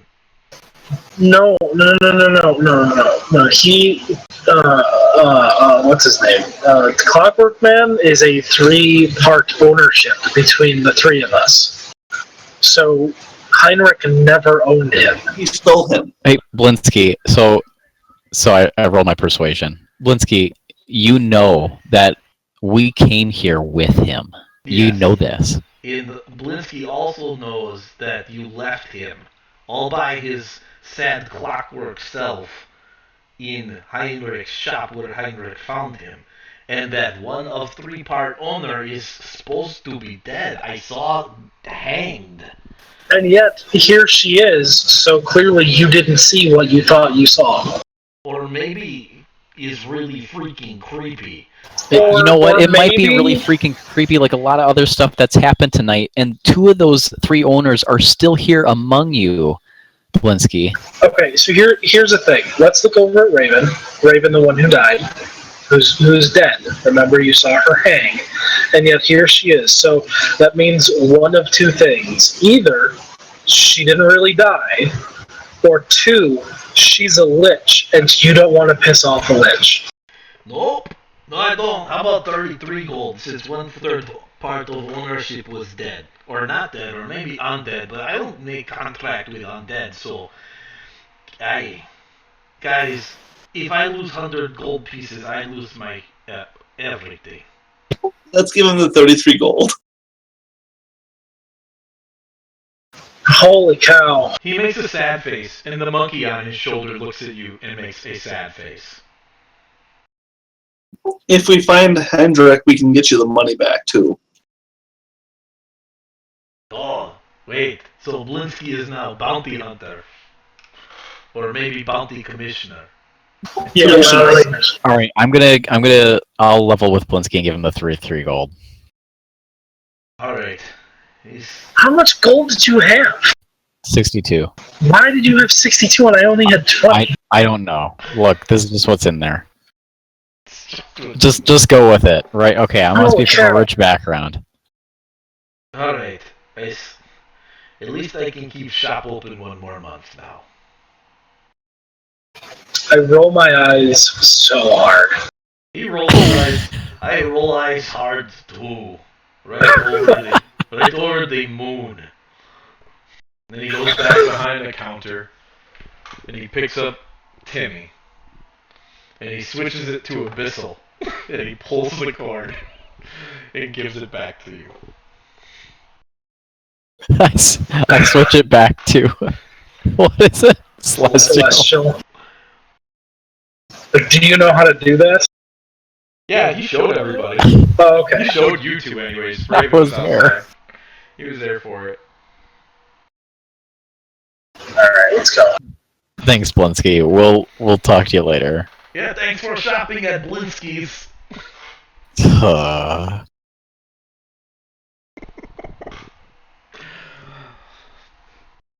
Where do you guys want to go now? You're over on the west side of town. You want to go to the church or you want to go to the carnival? I don't. Vacher House is right nearby too. We can do that too. Let's go to the Vacher House. I want to go there, yes. Alright. We'll head over for the Vacher House. You're walking up on the porch and the boys are just getting home as well. And they're like, oh, they followed us! And they run inside. And as they run inside, I yell, "It!" It took me a second to figure out what that I know. I watched your face. I'm just chasing him down the town, just yelling after them. Alright, so you go into the front door of the Vacher House, and I just shared the map with you. It's just a small little 15-foot long hallway, 15 by 5 foot. Okay. There's a door right in front of you. Open the door. One on each side. Let's do the one in front. Alright. Yeah, good with that. Oh, hold on, I gotta switch on my able to delete the map. Kane, you're aware we just walked right in, right? Yep. Okay. Just making sure that you're okay with that. Yep. Door. Alright, it opens Does up anybody? a very narrow area that leads to some stairs. This place is very well decorated, though. Are these stairs up or down? These are stairs up. Wooden staircase leads up to a balcony. At the foot of the stairs is a landing with 3 stained glass doors in wooden frames, one going each way. Do we know their names? What are their names? You were told their names. I don't remember. It's so hard to remember everyone's name in this. We met them in the inn, didn't we? Okay, can I just say that, like, I just want to shout out their names. I don't care about their names. Alright, and these guys, they're like 16, 17 years old. Yeah, I'm shouting for them. Like, I want them to come. Alright, they kind of poke their head out. What do you guys want? Are you chasing us across town? Okay, look, first of all, we're not chasing you across town. Second of all, what do you know about what happened tonight? Well, we know Mom's dead, which means we own everything. And that's not too bad. You know? That means no more crazies are gonna come over to the basement. So you didn't want anything to do with what she was involved in? No, I didn't think we spent all our time at the inn drinking. Okay, I'm gonna kind of look at Kaine for this one, but I think it would interest us greatly if you could show us where your mom did a lot of her business. We need to look through some things and confirm some things and possibly gain some information. And kind of want your help with it. Want you to be willing. What do you mean business? It's weird. Well, I'm guessing like there's probably some information here that's useful. Like in the basement where all the friends go. Right. Yeah, I can't find these boys' names. I know That's fine. Found her crappy spy that we talked about a long time ago. I can't find The bad spy. The bad spy. They're like, oh, did you just ask us for a tour of our house? Is that what's happening here? Basically, yeah, but your mom just turned into a very ugly elder thing, and I think you would be wise to do that for us. We're kind of the reason you just inherited everything. Yeah, alright. Well, we don't go down in the basement much, but come with us. And they take you into a dining room, and then through a sitting area, into the servants' quarters, then down, and you can see the back door, and they go into it looks like a servant's closet, but there's a secret door in the back of it. And they say, Mom didn't think we knew about this. And Adam disconnected again. Adam, are you there, or are you gone? He's gone. Oh, that sucks. Hold on a sec. Oh, there it goes. He's gone. Just disconnected from both. Yep. I'll see if I can look up the boys' names while we're waiting. Okay, I was gonna say like 2-minute break, 3-minute break. Sure. Okay. I think they're named at the inn.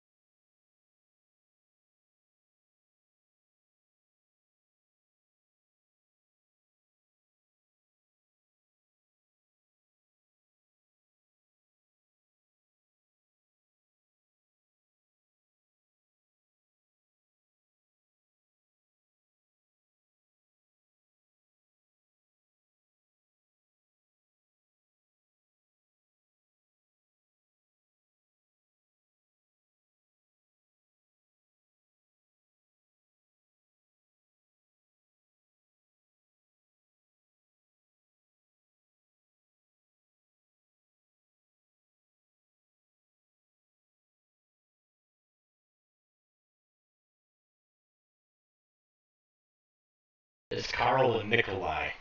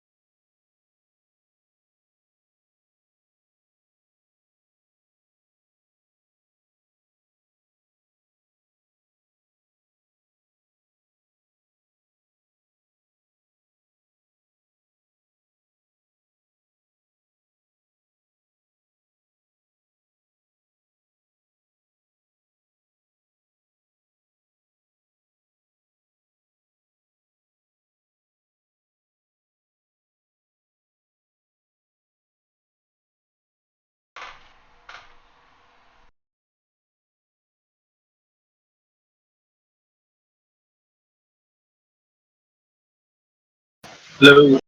You're back. Okay. I'm back. Alright, you're back. Andy, you back? Yep, still here. Alright, cool. And Adam, you reconnecting to Fantasy Grounds? Yep, let's give it a second. Cool. Well, basically, what you missed was I took you on a short tour through um, one side of the Wachter house, through a dining room, through a living room, and into the servants' quarters, then back through the back entrance and into a closet where the boys pointed out a secret door. I also found their names. They are Carl and Nikolai Wachter. Okay. And they open up the secret door and they say, Mom didn't know we knew about this. And so we very often would sneak down when there was nobody here and look around, and it's creepy as heck down there. You sure you want to go? We're pretty sure we need to. Yeah, let's go. Alright. So, Wait. Creepy how? well, You want to know the level of creepy? Well, I mean, is it creepy for us or creepy for them? They're kids. it's creepy. You just gotta see it, man. Alright. It's creepy. Are you sure you want to go? Because you just gotta see it. You just gotta see it to see it, you know? You gotta experience things in life. Yeah.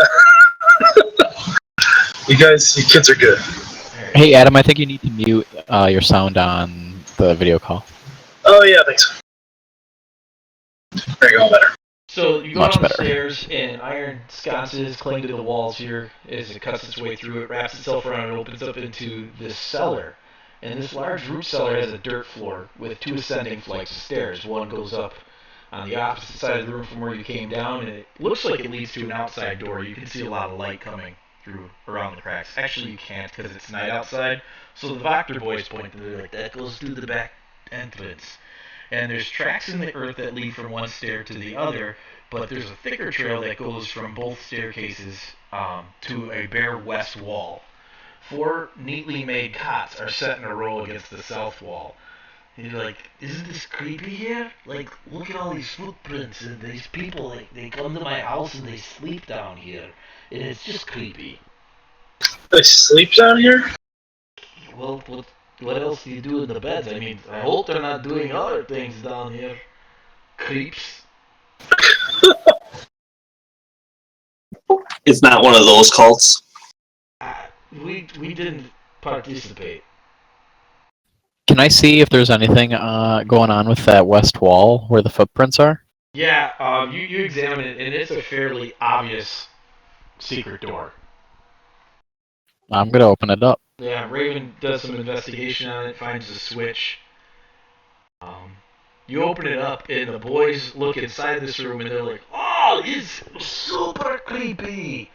Because there's flickering candles and iron holders that fill this room with light and shadows. This room has a 10-foot tall ceiling, and a large black pentagram is inscribed on the stone floor. At each point of the pentagram rests a wooden chair. Seated in 4 of the 5 chairs are skeletons of men and women in black robes. And yeah, Your description's a little bit different than it that. is a little bit different. These people actually all died in the battle, and I never bothered to change this. So we're just gonna put skeletons in robes here, and they rise to confront us. Oh.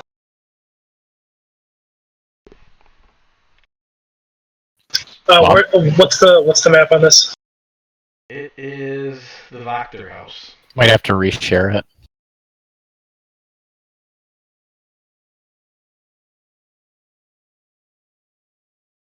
Well, I'm gonna ready myself. Alright, and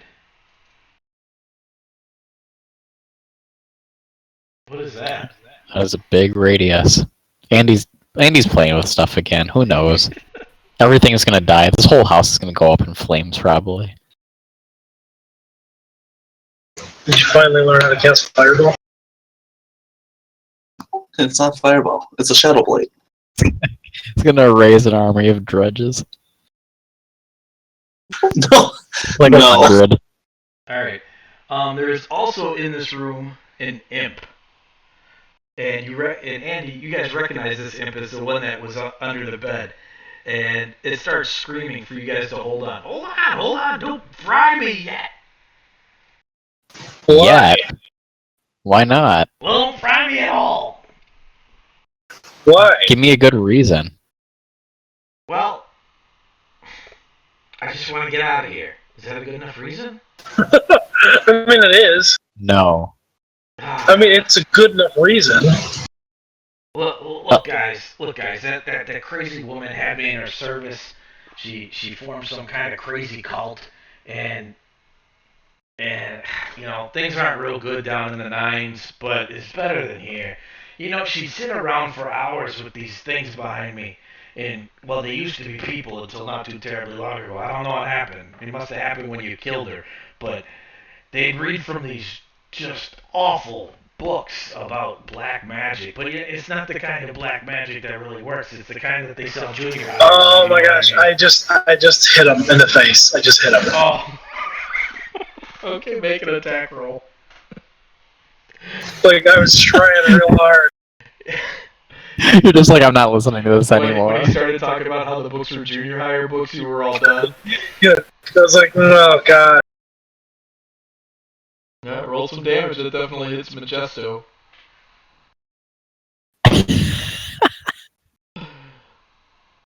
Ah, jeez, that stings right in the face. Okay, stop talking. Jack! Oh, God. He keeps going to talk and then he looks at you and stops. Nothing else in the room is moving. It's just they're standing there. What are they doing? They're skeletons. They're standing there. Skeletons aren't supposed to stand. Well, they are. Majesto, what is this room for? Why are those things standing? What used to go on down here? I was telling you that guy hit me. No, you were going on a long rant that was pissing me off every time you kept talking and it didn't have an answer for why, what is happening. They used to come down here and read a bunch of hooey books about demonic activity. I know something about that. It was all garbage, but because I was the lady's familiar, I couldn't say anything to her about it. And then, about 3 weeks ago, things got serious. The whole tone changed. They didn't get any more proper books, but Lady Fiona started manifesting real power. These guys were down here chanting. I was leading them while she said she was going on an errand. And then they turned into these things whilst they was chanting, and I don't know what happens after that. Are you gonna hit me again? No, I'm gonna hit them. What do you mean Lady Fiona found real power? What do you mean by that? I don't know. She said in the middle of the night something approached her and offered her a gift, and she took it. Did she tell you any more than that, or did you notice anything other than that? No, I didn't notice nothing after that. It was just things changed. Like I guess everything got more serious. People were believing it. They weren't just coming down here to do something. Can I go now? I would really like to lay these skeletons to rest. Have at it. I'll just command them to stand there. You can command them? Yeah, it was kind of cool when they turned into it. They stood up and they started coming, in my direction. I was like, "Oh boys, why don't you sit back down?" And they did. So Can you command them to go to rest? yeah, I don't think it works like that. I can. Hey guys, rest. Oh my gosh! I'm almost going to hit him again. Raven starts to chuckle. It's what you told me to do. What do you want me to do about it? You say rest to tell them to rest, and see, they don't know how to rest. The skeletons. I don't know how to respond to any of this. If you guys let me go, I'll let you just clobber them. Where are you gonna go? I'm going back to the 9. Well, go ahead. All right. He snaps his fingers and disappears. All right. Kane, do you think you can just send these things and be done with it? I mean, I would like to.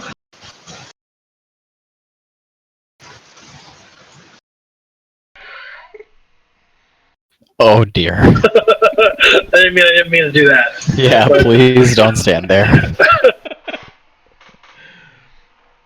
I stand in the center of the Voltron symbol. Okay. Great. Jeez. Did you call it the I mean- Voltron symbol? Yes, I did. Awesome. I want to. I'm waiting for something really bad to happen. They're just standing there. Okay, well I hit them. They crumble. They Okay, crumble well apart. I hit all of them. Good job. You defeated the room. All right. Much less hard than you thought it was going to be. Is there anything else in here?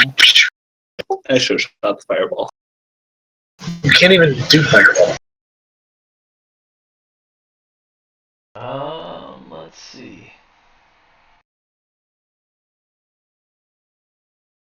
Give me a perception check. Oh, you already did. What'd you roll? 14. 14. As you explore the room a little bit better, and the outlines of the pentagram, you realize they're not straight lines, they're names. They're names of, you're guessing, locals in the town here that make the form of the pentagram. Mike, I'm gonna investigate the chairs, looking for any like books or anything like that that are hidden in them. Okay. No, you don't find any books or anything hidden in the chairs. You do find a couple of small books and pamphlets on the cultists, though. I'm gonna grab those. Okay.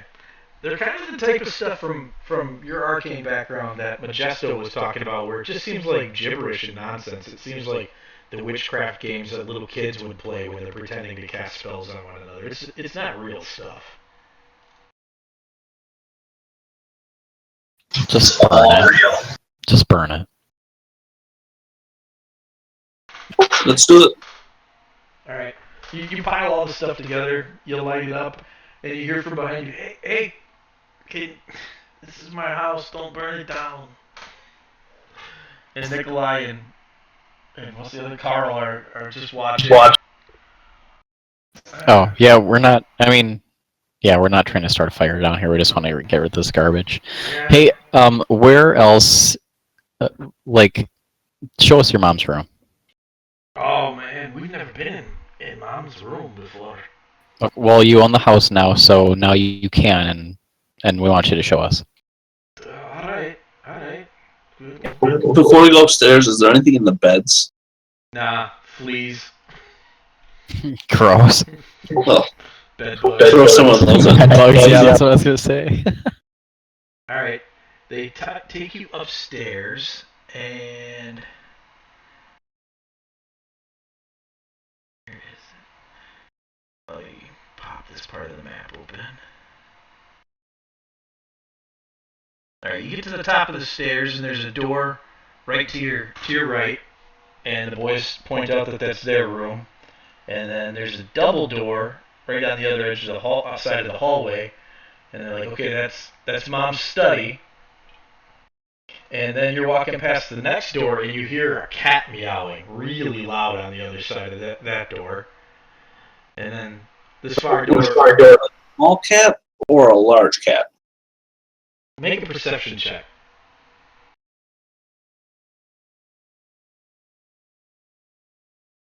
It's a pretty big cat.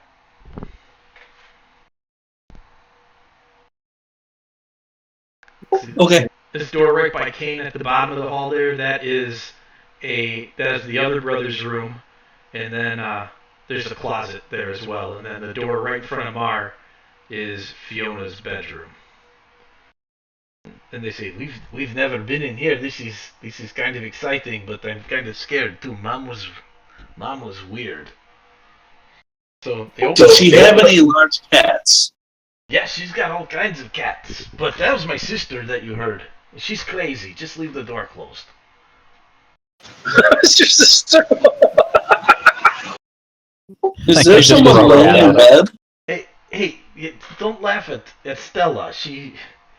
A long time ago, her and Victor were going to get married, and she started to get a little nuts and a little overly attached. Started, creeping his every move, and he broke it off with her, and she totally snapped, and now she thinks she's a cat. So Mom kept her locked up because she'd scratch people and bite people. It was bad news. I mean, it's for her own good. It's sure, as opposed to like finding a cure. I get it. How do you cure cat? I don't know. Look, man, I'm 16. Okay. Huh? All right. So they open up the door to Fiona's room, and across from the door a fire sputters in it struggles for life in the hearth, above which hangs a framed family portrait. A noble father and a mother, two young sons, and a baby daughter in the father's arms. The sons are smiling in a way that suggests a lot of mischief. The parents look like uncrowned royalty. Wood paneling covers the walls of the room. A closet and a framed mirror and curtains flank the walls to the south. To the north, there's a wide canopied bed and lies pinned between matching end tables of oil lamps. Stretched out on one side of the bed is a man dressed in black, his eyes each covered with a copper piece. He bears a striking resemblance to the father in the painting. How long has your dad been dead? The kids are like freaked out. And Carl looks at you and he says, 4 years. What? Looking at the body, does it look like it's been there for 4 years? No, it doesn't. But as a grave clerk, I'm just going to give this one to you. The two copper pieces on the eyes, it's probably had gentle repose cast on it repeatedly. Okay. What's that? It stops the body from decaying for a set amount of time. Gotcha. Isn't that kind of expensive? Isn't that what? Kind of expensive? No, gentle No, repose it's not. No, it's doesn't not. cost That's not. anything. Yeah, it's not. You just need the two coppers. Yeah, salt and copper. Okay. So yeah. Okay. So she's been casting this thing. She's been casting gentle repose on him for 4 years. That's the way it appears. Wow. Okay. For what purpose? Daisy. The boys are just totally freaked out. Nikolai says, I think I'm going to be sick. And he steps out of the room. Alright, we need to bury him. Yeah. I was gonna say, can you do some At the good here? very least. Do you guys have a burial plot for family? Yes. There's a large place in the cemetery here in town where we could put where we already think he is. Huh. Who's there Oh. then? But, Go ahead. Kane, you were gonna say something? Go ahead. I was just gonna say, who's there? Who did you actually bury? I don't know. I have no idea. Obviously, they don't have an answer for that. Yeah, Okay, if you boys want, I think we'll all help actually bury your father. Yeah, because we might also want to know then, since your mom was obviously up to no good, possibly what's in his grave's place. Man, I don't want to be around when you open that box. You probably don't. Nope.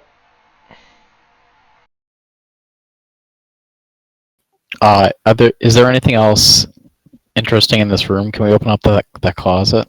Yeah. You open up the closet. Closet contains shelves of fancy shoes, fine garments, including a black ceremonial robe like the ones you found on the other cultists. High up on the shelf, there's a locked iron chest.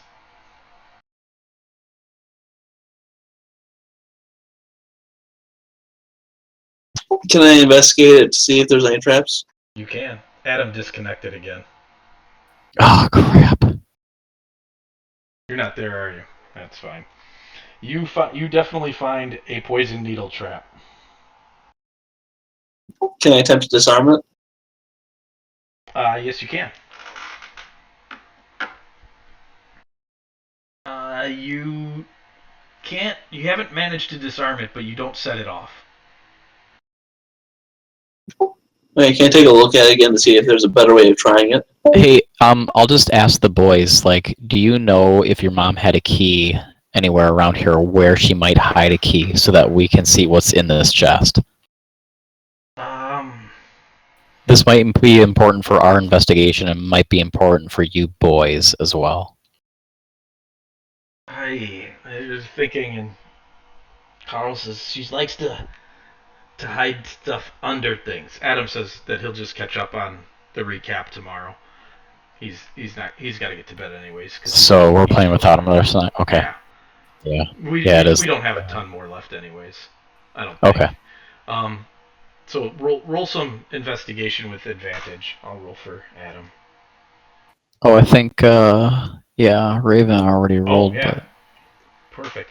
Here, I got advantage too. Based on what the boys wow. told you, you start searching around. You're looking under things, and sure enough, under the fireplace, you find a small ring of keys under the mantle. One of them definitely looks like it'll fit the lock for that chest. How many other keys are on the ring? There are 2 other keys on the ring. Do the boys recognize what the other keys might be too? They say no, but Mom usually keeps the library locked, and maybe for Sylvia's room. Okay, that makes sense. Yeah, the study is the library, I'm guessing? Yeah. Okay, gonna want to check that after this. Let's open up the chest, I guess. You open up the chest, and there is a red cloth covering whatever's beneath it. I meant mage hand the red cloth out of the way. It's full of bones. Like the chest is? Yep. We should probably... Is it like in a bag? Nope, they're just placed... It looks like they are placed with some amount of care, but they're in... It's, yeah, they're just bones in a box.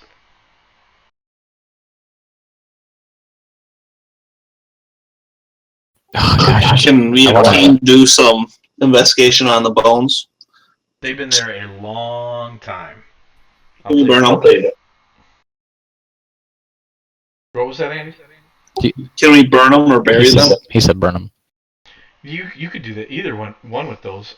Do the boys know, like... to bury them? I wanted to bury them. Oh, there you are. Good. I did.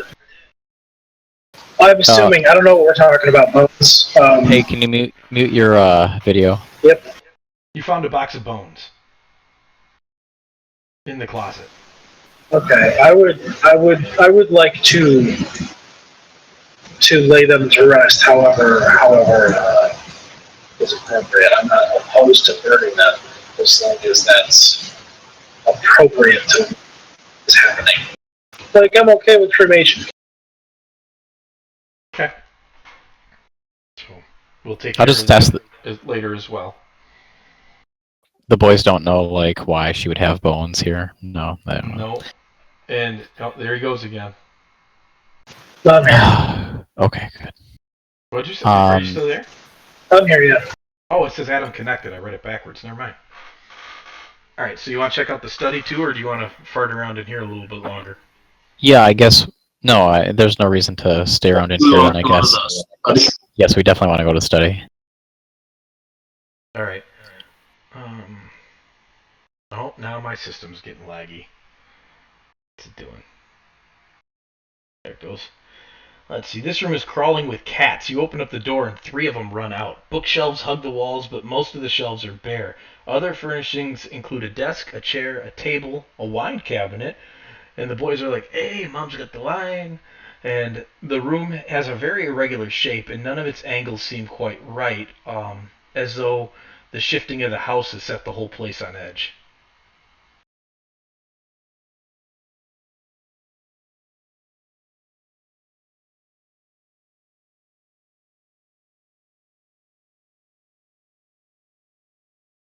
You guys there? Yeah, I'm just thinking about what you said. Like, I'm just having a hard time understanding what that means. It looks like this corner of the house is sagging. I think that's what the description was trying to say. Okay, thanks. Yeah, when I was reading it, I was confusing myself while I was reading it, so I might have read it weird.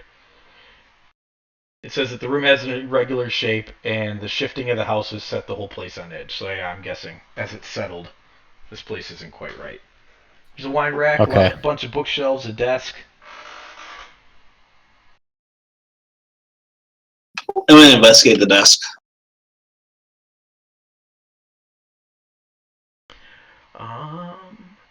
Let's I'm like, see. oh, there's books.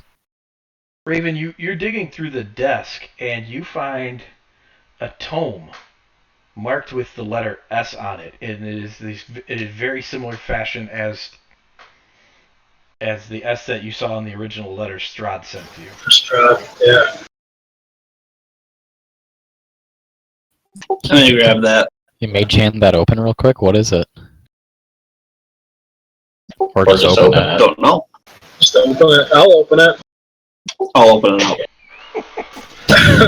up. Kane's like, give me that. I'll check that out. Alright, you open it. How do you want to flip through it?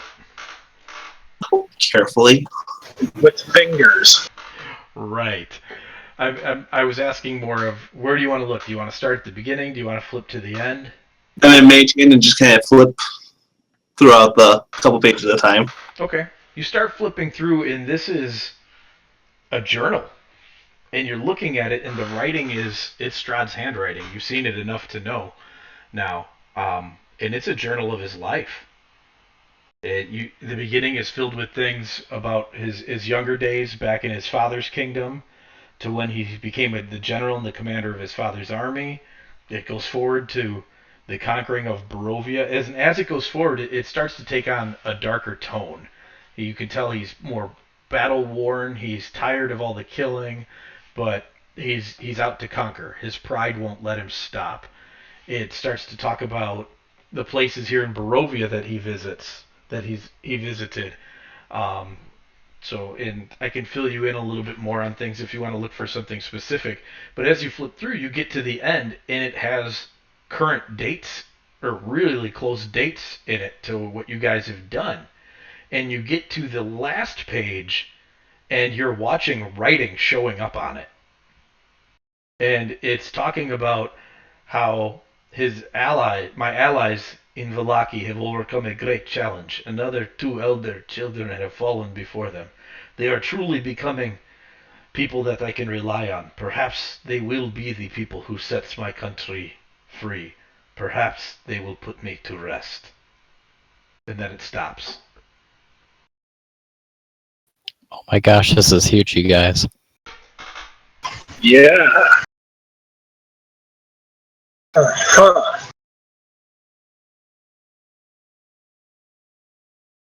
You guys, I don't think there's any way that he could know that we would find this.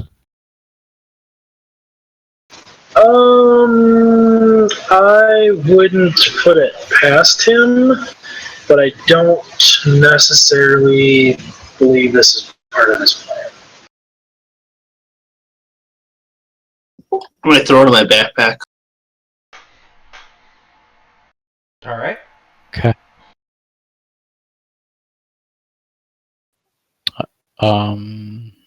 What else was here? Bookshelves, a desk, right? I just think that there's pretty books around, so someone else needs to do some looking.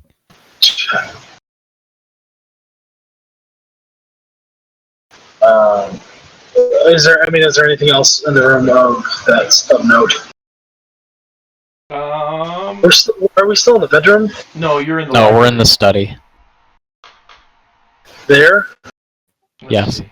If Kainne, if you want to make a perception check for the general layout of the room, Mar made one and Raven focused on the desk. There is something off about one of the bookshelves in the south end of the room, on the other side of the desk.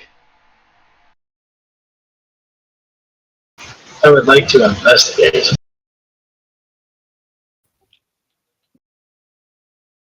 All right. Let's see. So it looks like the bookcase here is on a hinged panel.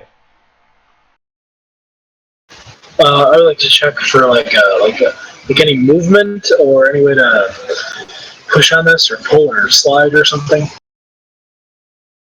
It does look like it has some sort of mechanism that releases it, but you don't know if you have the skill to be able to find it or to undo it. You'd need to have somebody who has training with thieves' tools, most likely. Timmy! I can take a look at it. All right. Do you have training with thieves' tools? What are you? About that. Let me look at it. What are you? Yeah, it should be a pretty simple maneuver with your thieves' tools. Give me a sleight of hand roll. May cast knock. Oh, well, that'll take care of it for sure. Casting knock, the mechanism spins, pops open, and the bookcase clicks and slides open, and you can tell it's on some wheels. It should be able to be pulled open very easily now. Do you guys see what I just did? Yeah, you called for help, you sissy. No, I called for Timmy. Timmy didn't open this. So that only leaves me by process of elimination. I want to go in All to right, wherever well, it opened behind up the to. hinged panel in the bookcase lies a dusty 10-foot square room with curtained windows and shelves lining 3 walls. On the bottom shelf rests an iron chest. The other shelves are all empty. Sure. Now, is this Like, like a completely iron chest, or is it like one that's covered with a little layer of lead? Oh my A gosh. scry-proof chest? No, but you did notice that the chest you found the bones in was a scry-proof chest. Oh, that's interesting. Yeah, Can I investigate the chest to see if there's any traps? you can. Hey, could those bones be the real St. Andrew's bones, maybe? I don't know.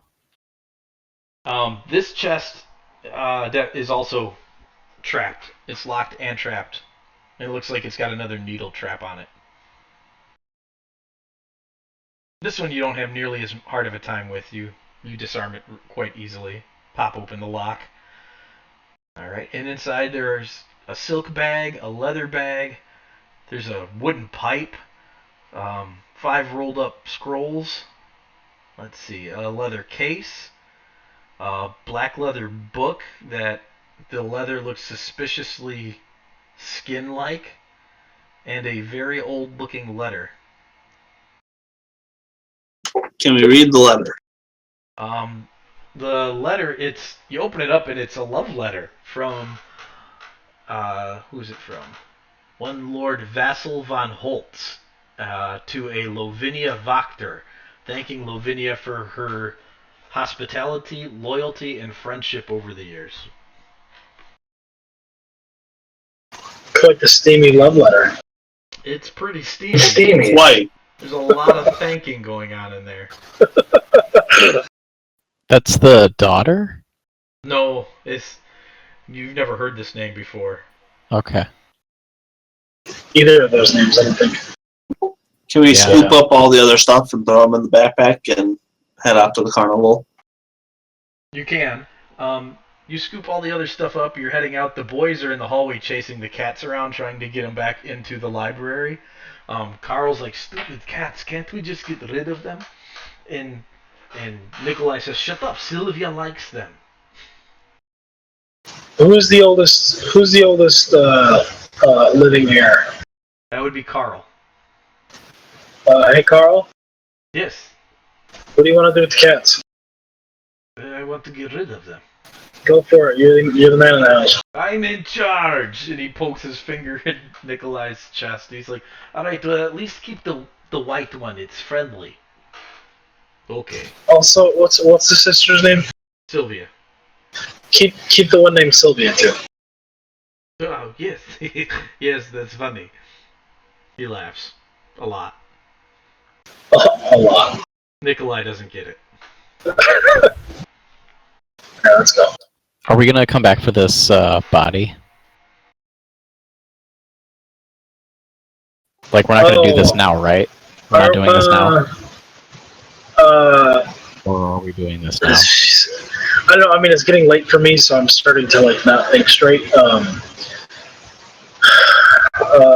We don't have time to bury this person and meet with Rictavio today. So Well, that's what I'm wondering. Like, I'm guessing it's late. Like, in game time, it's late. So we probably don't have time for doing this right now. Is that accurate? But I mean, at the same time, if I discovered my father's corpse in the house, I don't know if I'd be happy keeping it there. The boys would be fine if it stays there. It's been here 4 years. Okay. He's going to lock the door. Yeah, pretend it's not there. Servants take it to the graveyard tomorrow, and if you could meet them there and give father an actual burial, then Yeah, of course. great. Okay. Sounds like a plan. Alright. So off you go, headed for Rictavio's? Yeah, I think that's the plan, right? Yep. If you wanted to stop anywhere else.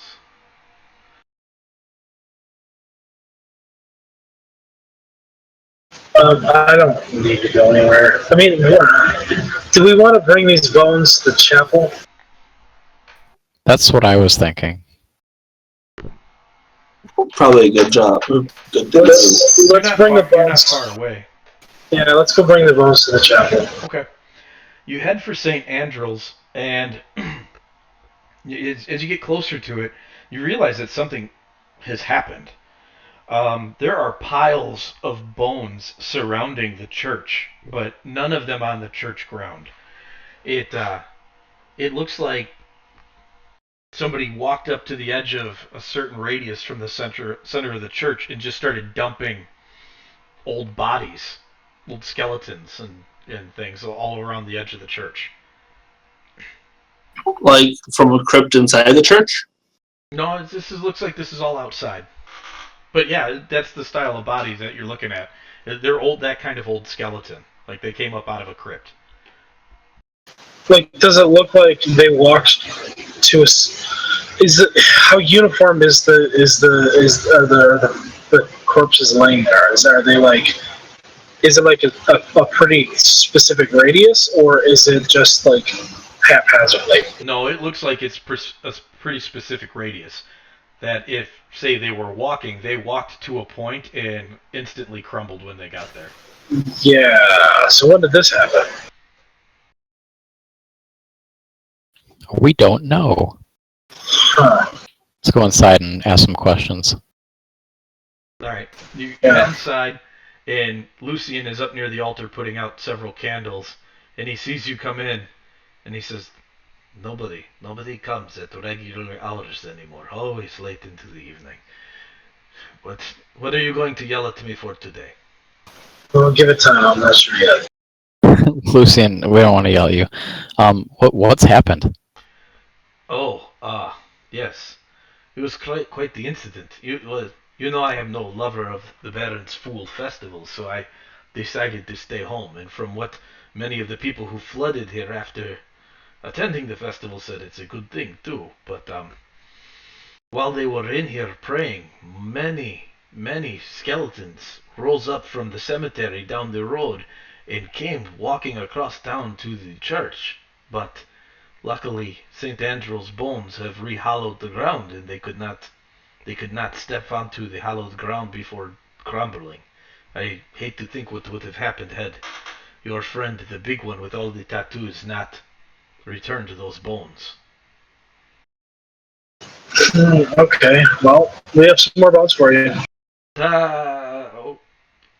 Okay. What would you like me to do with these? Do you know who these are? The I don't know that they look like a similar box. He cocks his head. He's like, these are very old. I have no idea who these could be. Whoever this was did not die, I would say, within this century. Lucian, you should know that we found these bones in Lady Voctor's house in a locked box in her bedroom. He puts his hand up to his beard and he starts to scratch it. And he says, I wonder. Oh, well, maybe.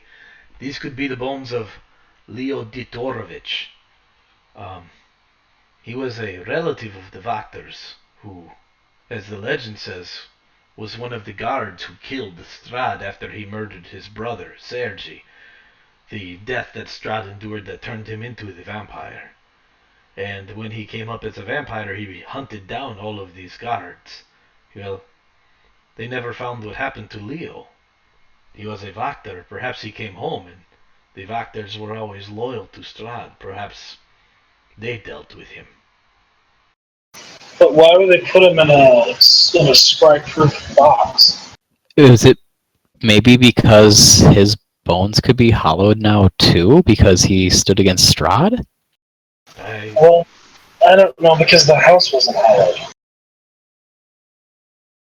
My friends, certainly I'm not sure. It's only a guess. I have no other guesses for you. Why did that woman do anything that she did? Well, do you want to keep these? What do you want to do?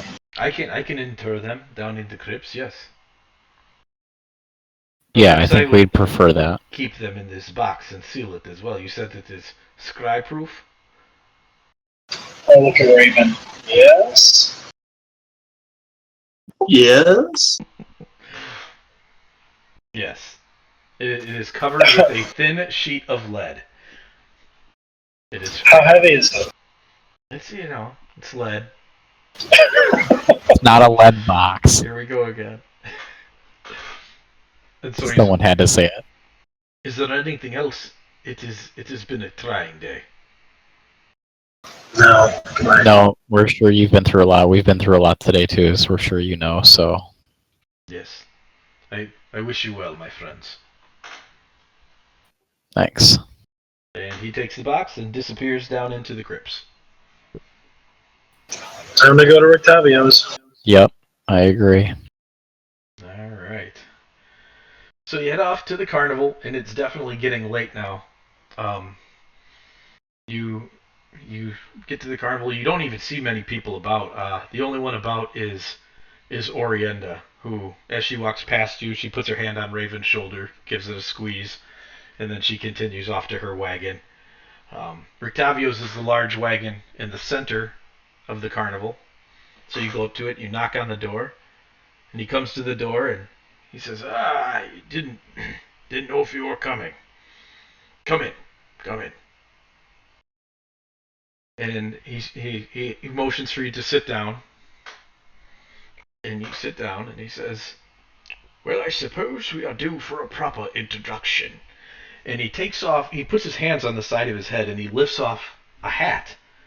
And instantly his appearance changes, and he's a much older man, probably in his early 80s, with long white hair and a big, large white beard. And he says, my name is von Richten, Dr. Rudolf von Richten.